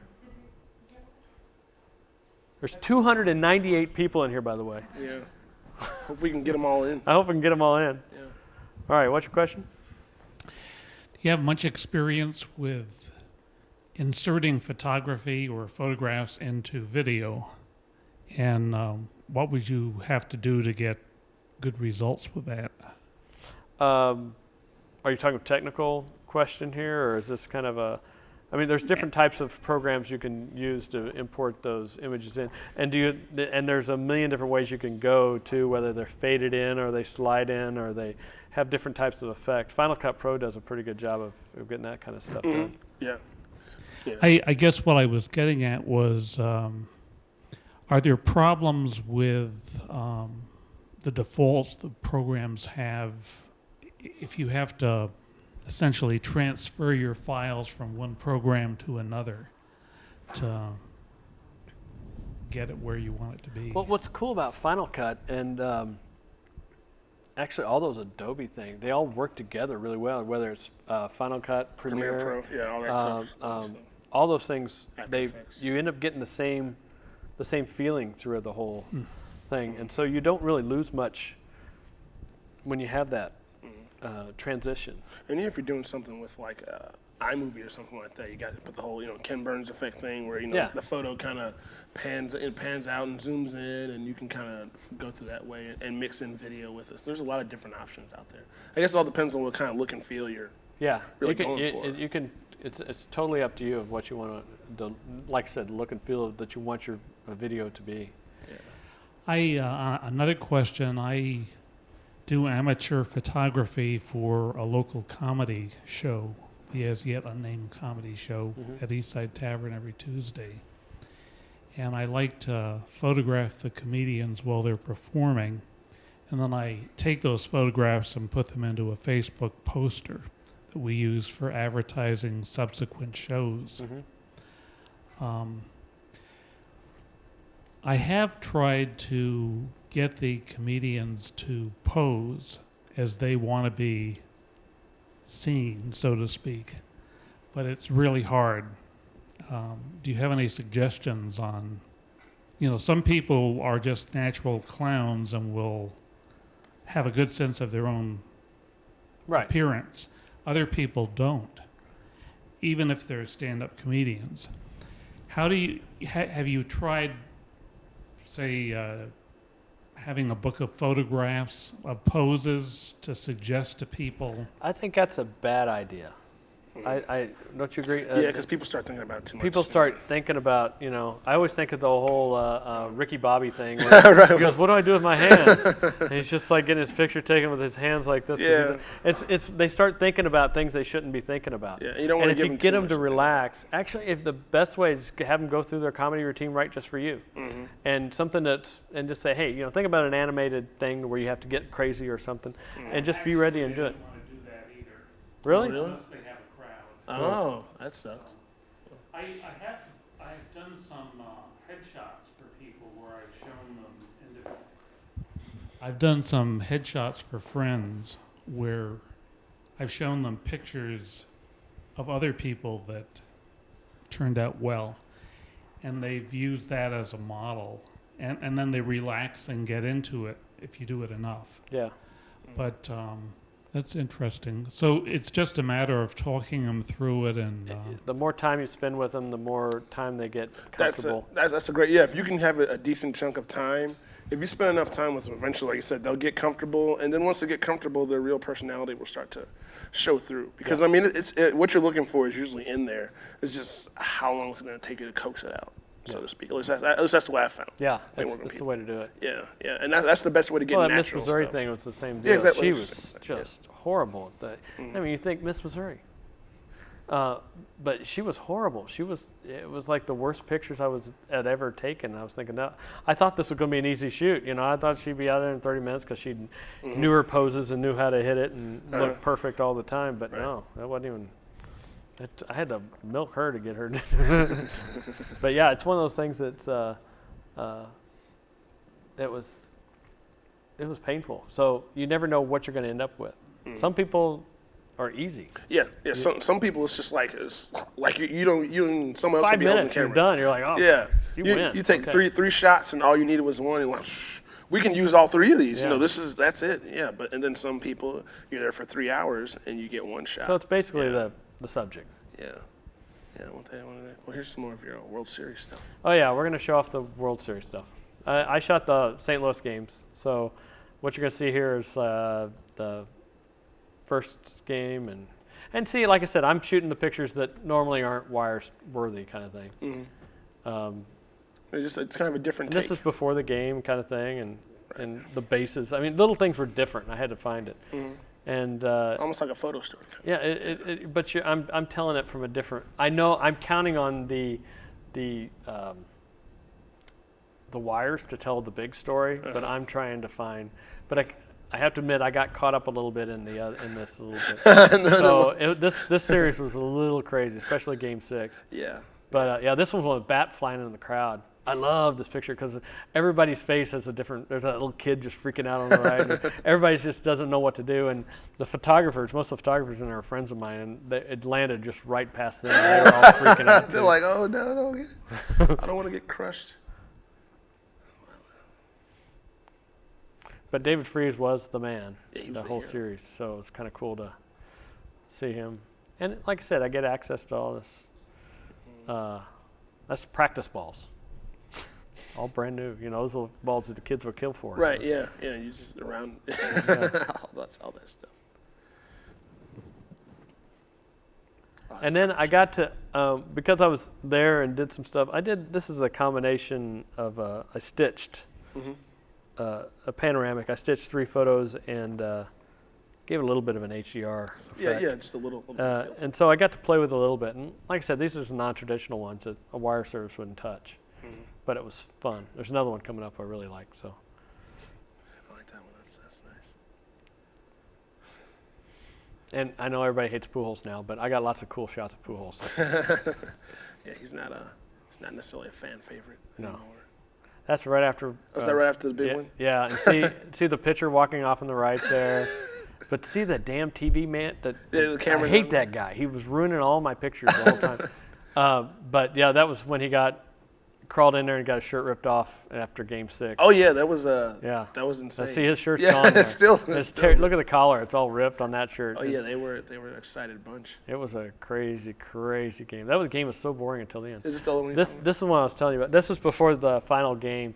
I stationed myself on that bridge right across there and waited for. I knew the Clydesdales were going to come down, so I waited there, and this is one I gave that HDR effect to, and made it kind of almost your painting kind of thing. Right. See, I play with Photoshop too. Oh, look at that. I can do that. Look at that. It came out nice too. Yeah, it looks it's like a nice one someone would put on their wall or something like that. In the living room, maybe. I don't Behind know the what couch. people do with it. It's one of those ones I don't do a whole lot with. I made a print for me, and that's about all I've done. I end up doing stuff like that a lot too, where sometimes I just, this is just for me. Yeah. It'll just be. I have a couple of those just hanging up in my apartment. But I haven't tried to do any of that.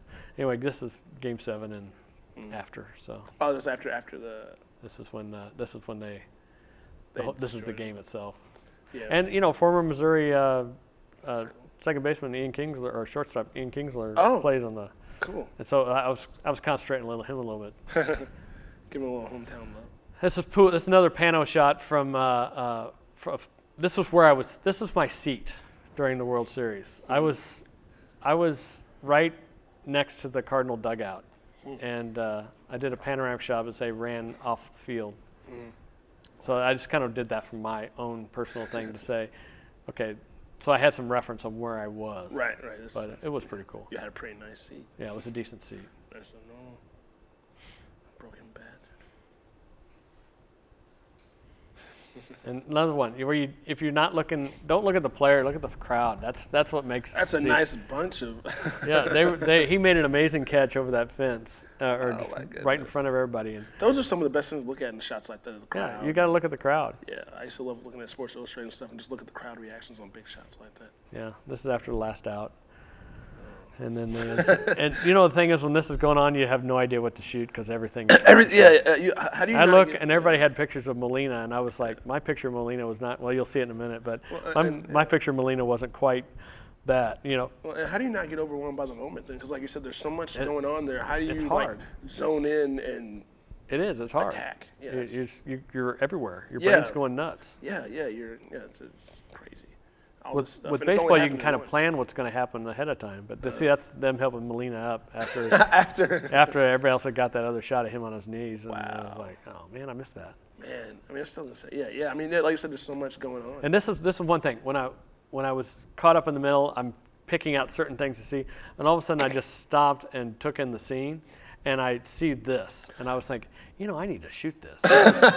This says something here. Yeah. So, Yeah, because you're in the moment. It's yeah, such an I was epic concentrating on moment. shooting tight stuff instead of wide stuff, and I had to back up a little bit. Yeah, the wide stuff definitely has an effect, just like the other stuff. Yeah. It's just gotta get in there and capture it.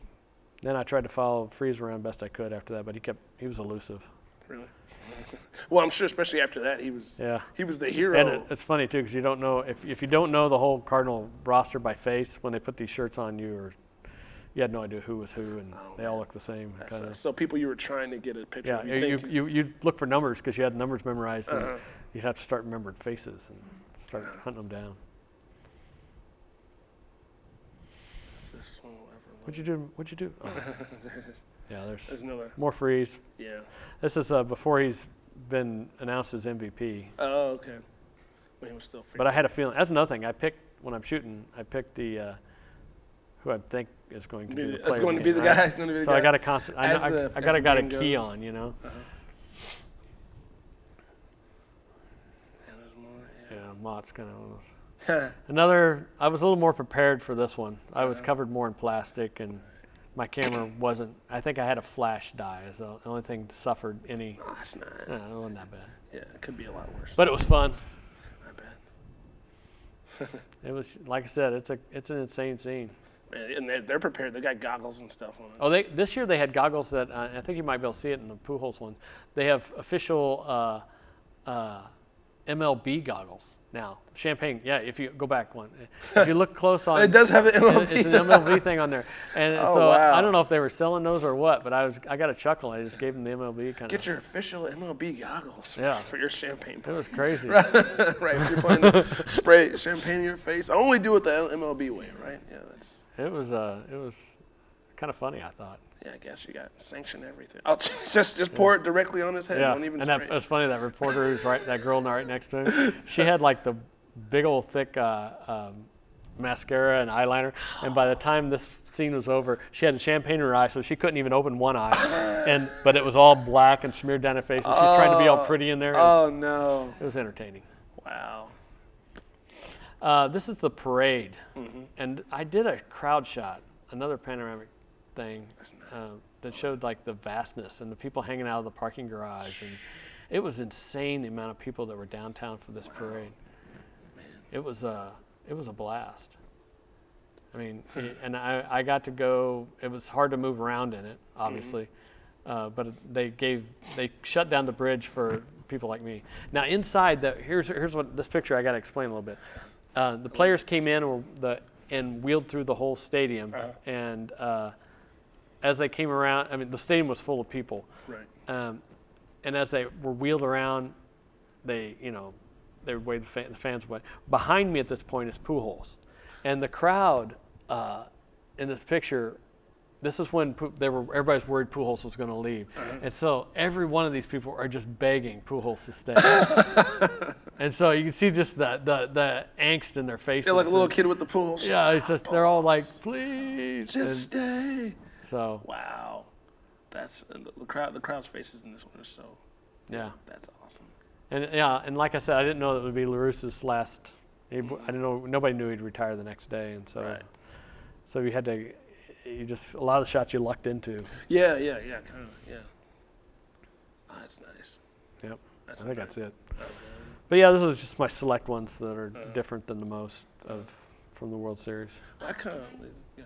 Just say, Corey, did you have a group that you were going to show. As Yeah, well, yeah, with we out of your town? next stuff. Well, while we have about 15 minutes. Okay, yeah, cool. My next So one's pretty want to small. show yours, but also to kind of wrap up thoughts that you can think about maybe is for people who are interested in doing photography, either more professionally, I guess, getting paid for it. You know, that's always a challenge. I think that a lot of people kind of dally in this art form, but I know that each of you has different experience in that. I mean, LG, you've worked for the AP. You've Well, taught it didn't start that way. I mean, you end up doing a lot of stuff for free. I mean, for next to nothing. The Yeah. stuff I did at the Maneater, Right. I wasn't getting paid for that. And yet, because of the Maneater, a lot of the people that I met working there hire me. Or a lot of the people that because you're out shooting these big events, you'll run into these other photographers, which will get you in to know how to get in certain situations. Yes. And talking to each other, you learn that whole realm of it all. And so patience and patience is, perseverance. and I hate to say it, but it's who you know too. Yeah, it's a lot of who you know, and like you said, kind of playing nice with people when you can. Right. Well, and those are some of the tips that I'm talking about. It is who you know potentially, but there are ways to get to know people. And get your work out you have there, to be good. and there are ways that you can be strategic in that. Yeah, respect. because it's a mixture of like actually being good, but then knowing the right people while you're being good to get your opportunities. Because there's a bunch of photographers. There's so many, especially nowadays. So it's a really kind of weird mixture of meeting the right people at the right time to get good. Like, yeah, I remember early on when I was like kind of piggybacking. I knew a guy who was doing some graphic design for a Saturday Entertainer events in St. Louis, and so he got me on his press. Because I knew him and I'd helped him out with some stuff, and so I knew him, and so he got me on his press at like 2 or 3 Saturday Entertainer bowling events, and so I got a crappy camera, but I'm still there. I'm doing that video. I got a video camera in this hand, a regular digital camera in this hand. I'm going over just doing whatever I can, and meeting a bunch of other guys in the press organization, that were able to give me tips. I see them year after year and stuff like that, and just Yeah. Cut- When I yeah. started with the AP back in the early days, because of my darkroom because I knew a lot about darkroom, they would stick me in the darkroom. Back then, AP would develop film for all the newspapers. Right. And so a big event would come, like one of the if I was at a Final Four or any big event that was happening, I'd be developing the film, and I would get to know the photographers for all these different people, and we'd go drinking afterwards. We all get to be buddy, and those people are the ones that drop your name when they need a photographer in a certain spot. Yep. And well, like for example, the stuff I do for MLB.com, there's 2 ways that fell in there. The sports editor I had done work with when he was at Fox Sports, and then the managing editor of MLB.com was a sports writer for the Tribune when I worked at the Tribune, and we just stayed in touch. Right. And so when it came to being like stuff shot, and they just called me out of the blue. I had no idea they wanted me to shoot. I didn't shoot a lot of Major League Baseball at that time, and they would just call me up out of the blue and say, "Hey, we need postseason shot." And I've been doing it for 6, 7, 8 years now. Yeah, so. yeah. I mean, that's I mean, yeah. Both of us have stories like that where it's like one person you don't. Well, a lot of the magazines that I freelance for, like I remember sending them, just sending them some of my stuff early on when I was shooting stuff, like a year before I ever started freelancing for them, and I didn't get an email back from them for an entire year. Yeah. All of a sudden they're like saying, yeah, we're updating our contact list for photographers. We wanted to make sure this is your right contact. I'm like, who? What? Why are you sending me? It's like, yeah, we just wait, and they waited a whole year to add me to their list, and all of a sudden now they're running my stuff. I'm like, oh, okay. Yeah. But it's like, New York Times does it's a weird ebb and flow. I'll go and I'll shoot like, it seems like every week for them for about 6 months, and I won't hear them for like 2 years. And Sports Illustrated, when they have you shoot stuff, it's initially they have you shoot like athlete of the week, and it's just a little bitty headshot, and they tell you exactly how they want it done and stuff. And if you do a few of those, they'll say, okay, well, why don't we go shoot some of this? Or same thing, Sporting News. I shoot some stuff for them sometimes, and the sports editor was a guy who worked on the Maneater with me. It's the weird connections you don't think. When I was going to school, I didn't know this guy. He went by a totally different name. I didn't recognize him when he called. Back then I knew him as Ace. Now he's Albert. Right. Yeah. Yeah. Who? I don't know who you are. Yeah. So he had to remind me that he was Ace. But it's those people, the ones that you end up coming back. Yes. And yeah. it's yeah. kind of a weird little. Yeah, it is weird. There was one of my big inspirations when I was getting into live music photography is a photographer out of Chicago, Tisha Redwall. She does Redwall photography and has her own blog and stuff. And she used to do this blog post every year. It's like 5 photographers that inspire me, like five live music photographers that are up and coming industry that inspire me. And she did it every year. I always tune in. I remember one year I tuned in, and I had like sent her like an email. I'd like found her on Flickr and like sent an email. Usual. Hey, I'm just starting out. Can you because I've gotten an email before from people. I'm sure you've gotten it too. Hey, I'm starting out. Can you give me some tips and stuff like that? And she actually responded, which I'm terrible at doing that sometimes. I am too. Yeah, every photographer I feel is terrible at responding because once you get enough of them, you're working on stuff. You realize like, oh, okay, I respond, and then you just, if you got time. You got time, but if you got time, you just don't think about it. But so she actually responded, and I thought that was cool. And then 2.5 years later, I end up on her blog post about 5 photographers that inspire her. And 1 year, I'm looking like, okay, yeah, that dude's cool. There's a number 5, Corey Ransberg. Yeah, that dude's cool. So, oh, wait a minute. Wait, I'm not cool. Dude. That's me. Sweet. That's me. That's cool. Yeah, and it's like, but you don't know. And this is somebody that I kind of talked to, and she kind of mentioned it. Yeah, me and Corey, we were Flickr friends, and one time we even ended up at the same show. She was on tour with some band, and ended up at the same show. And I didn't know it was her until I checked her blog the next morning and saw the picture, and I was like, wait a minute, I think that's me in the corner over there. But so that was just funny that all of a sudden, but it's like someone that I didn't even think that she ever looked at my stuff. Yeah, it's crazy. Ever. Yeah, and she's he's one of the reasons why I look in my SS feed every week to see what else he's coming up with. Yeah, so but that's cool. You never know what can happen. You just need to. I think the key is just to stay with it. Yeah. It might take a while, but nothing comes without a little hard work, I guess. But I guess the last little piece I was going to talk about was some of the set photography stuff I've done, and like. Yeah, we haven't talked about your sets. No, not at all. Yeah, that's kind of what I'm trying to move into more. I've done little things like for different,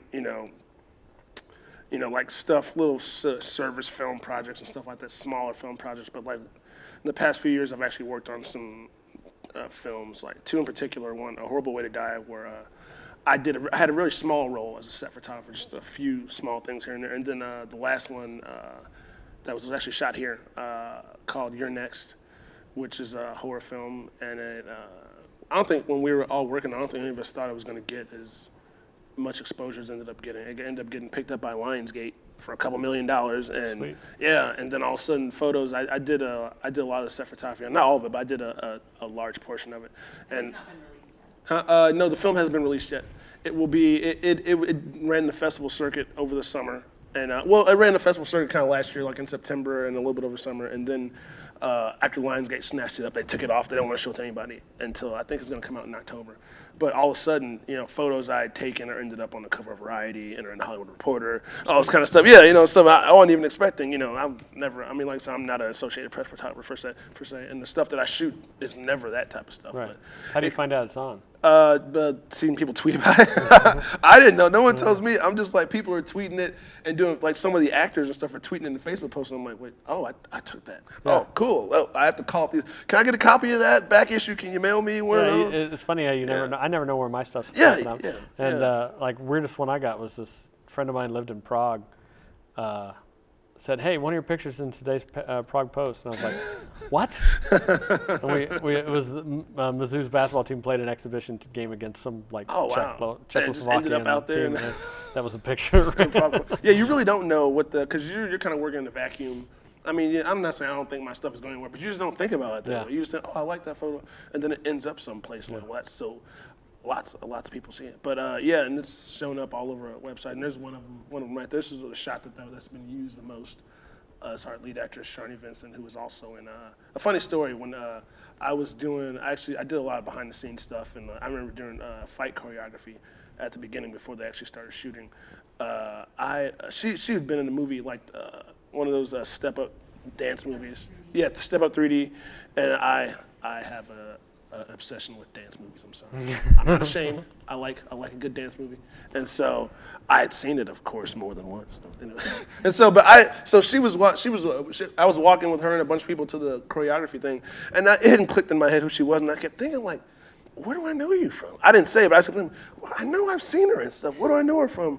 And then there's a scene in the Step Up movie where she does this handstand and her legs are like spread apart and she's behind. So she was stretching and she did that. And I'm looking like, oh, that's who you are. But it's a little, it's an odd pose. We're like, oh, now I know who you are. Get it. Yeah. Oh, I remember that thing that you were doing right there. Yeah, but it was really interesting working on a film of that magnitude because, I mean, there was like real money that went into it.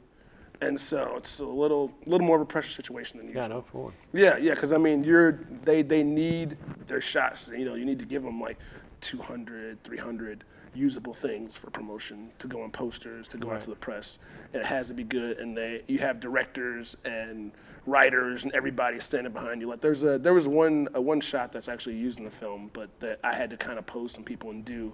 And so like I'm sitting there, I had like maybe like 15 minutes to set up all my lights in the room.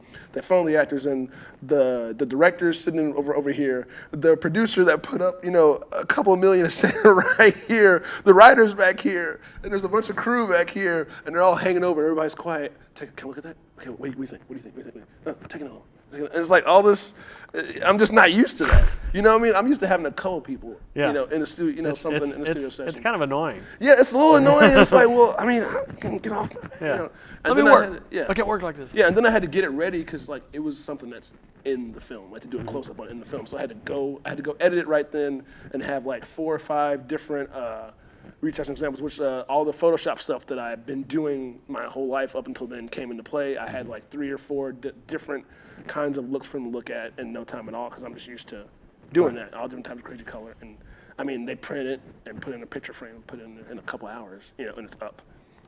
And just a lot of the different weird things I had to do. It's kind of like the only time, where I can like have somebody covered completely in blood like this and look like they're dying. Yeah. And that's okay. That's what they wanted. Yeah. And it's a really kind of creepy horror film. This is a shot that I actually had to I planned myself. This one it's not actually like in the film. It's kind of a cool little press thing. I had a flash off camera back. I mean, it's cool. That kind of gave me jurisdiction at certain times to kind of play within the framework of the movie. Yeah, but I was like, what? Go ahead. If you got an idea and we have time, which time is when they need their actors, they need them. Like, there's one time, I had to shoot, 15 minutes. Okay, you got 15 minutes. Okay, she's got to go. I'm sorry, you can't have any more. And take them away. And if you say anything, they just don't listen. They just keep walking. Yeah, so. But still, it was just really, really interesting to be able to shoot some of this, some of this stuff. And some of the stuff is actual scenes in the movie and some of it's not. But yeah. This is, and I was only allowed to show the stuff that's already released for the press. And so I only have like 5 or 6 photos. But I mean, there's a crap load more. But I mean, I can't give away stuff that has plot points. But, I understand. Yeah, but it was just really a really, really interesting, really crazy scenarios of things happening, people screaming, running, and so many things happening at once. And one thing I didn't know about when I was going in was the organization that I had to do. Oh my God, organization by actor, by scene, by date. Yes. That'd be well, because before the actors leave, you have to get them. The actors have to okay all the shots. Oh wow. I mean, because they have a whole personal identity thing and stuff, all that stuff to manage, and so they gotta. If they don't think they look right in the shot, they can just tell you they don't want it. Wow. And so actors are not all on the set at the same time for the entire shoot. They're coming in and leaving at different times, and so so and so actress is leaving tomorrow, so I need 50 of her shots yesterday. And so I need you to sit down and go through all 50. And you maybe I took 3,000 photos. On the shoot. I mean, total that I had to go through, and so I'm sorting through all these things to get just this actor, and so I'm going through naming this way, naming that way. So it was just, stuff that I'll know better. Going into it next time I go into a bigger film. Yeah, I have a better idea of how to organize stuff. This is one of my favorite shots. This is another one of the concepts that I thought of. Well, I just thought it'd be cool. Like there's a lot of the killers wear these animal masks, these really creepy animal masks, and so I thought it'd be cool to have some kind of stoic, interesting lighting. And the house that we were using had some really cool walls, and so I just kind of took 2 lights and just kind of wanted to have that nice dramatic. We got that hard shadow in the middle, and a few lights on the side. Yeah, and it worked out really good. And so, like I said, it was just really good for them to give me that jurisdiction to kind of, whenever there was free time and the actors weren't busy, they would let me take them off and go play. And I got a bunch of stuff that they'll probably never use. That once they let me use it, they'll go in my portfolio because it was just cool to play. and the fact that they were all, doubt. yeah. And I think this is my favorite, my favorite shot, of the actress Sharni. She was just really good at I mean, she knew what she's an actress. She knew what she was doing. Right. Yeah, with all of her poses. And again, it's that kind of over the top, really creepy, disturbing imagery that I don't get a chance to pull off a lot. And it definitely gave me some ideas, Well, it helps to have like lots of different set designers and all that stuff. Yes, and I had a whole gambit of like people. Okay, what do you want us to move? You want us to move this? We can move this. We can break this. I'm like, That'd be sweet. oh my God, you don't know. yes, I was sad. I was sad for it to end, but it's just like, yes. Oh, it's a time for us to end? Is it time already? Yeah, it's time to wrap We're up. supposed to sing. and, Now it's time to say goodbye. Any last thoughts before we? Thank you Follow so us on much. Twitter. Yes. Oh, Yes. Picture LG. Yeah, Picture and LG on Corey Twitter. at Corey Hale. and Corey Hale. Yeah. Corey Hale. Hale. Yep. And Picture LG. That's pretty. Follow easy to us, spell. everybody. Thank you for your time. I think that this is some of the most fun that we have in Cat Chats is just delving into people's careers, because it's rare that you talk about that, and that's some of the more interesting those are some of the interesting things to hear if you're interested in following a particular career or getting started in a particular area. So really appreciate your time. Just a quick note, we have 2 upcoming on the 26th, the last Saturday in May, is Chad Fredericks, who's going to speak on documentary film and potentially archival footage, because he uses a lot of that. That sounds fun. And then Kim Sherman, who was featured in one of your photographs. Yeah. We have all sorts of overlap. I think here. that picture's actually on the Cat Chat Yeah. website. Yeah. That's funny. Kim Sherman will be speaking to the role of the producer the end of June, which is, I believe, June 30th, that Saturday, at 1 o'clock, Studio A. So, Cool. Any last words before we? I hope wrap we didn't it bore you too bad. Yeah, We yeah, I didn't- hope we we were afraid didn't. of getting all technical, but I tried. you did. I can't help it. Yeah. Had to reel you back. Yeah, really back in. I'm a tech head. I can't help it. Yeah. I hope you guys enjoy. Okay. Thank you very much. We'll wrap this up and see you at Cat Chat number 5. Bye. See ya. 298 people. Yay!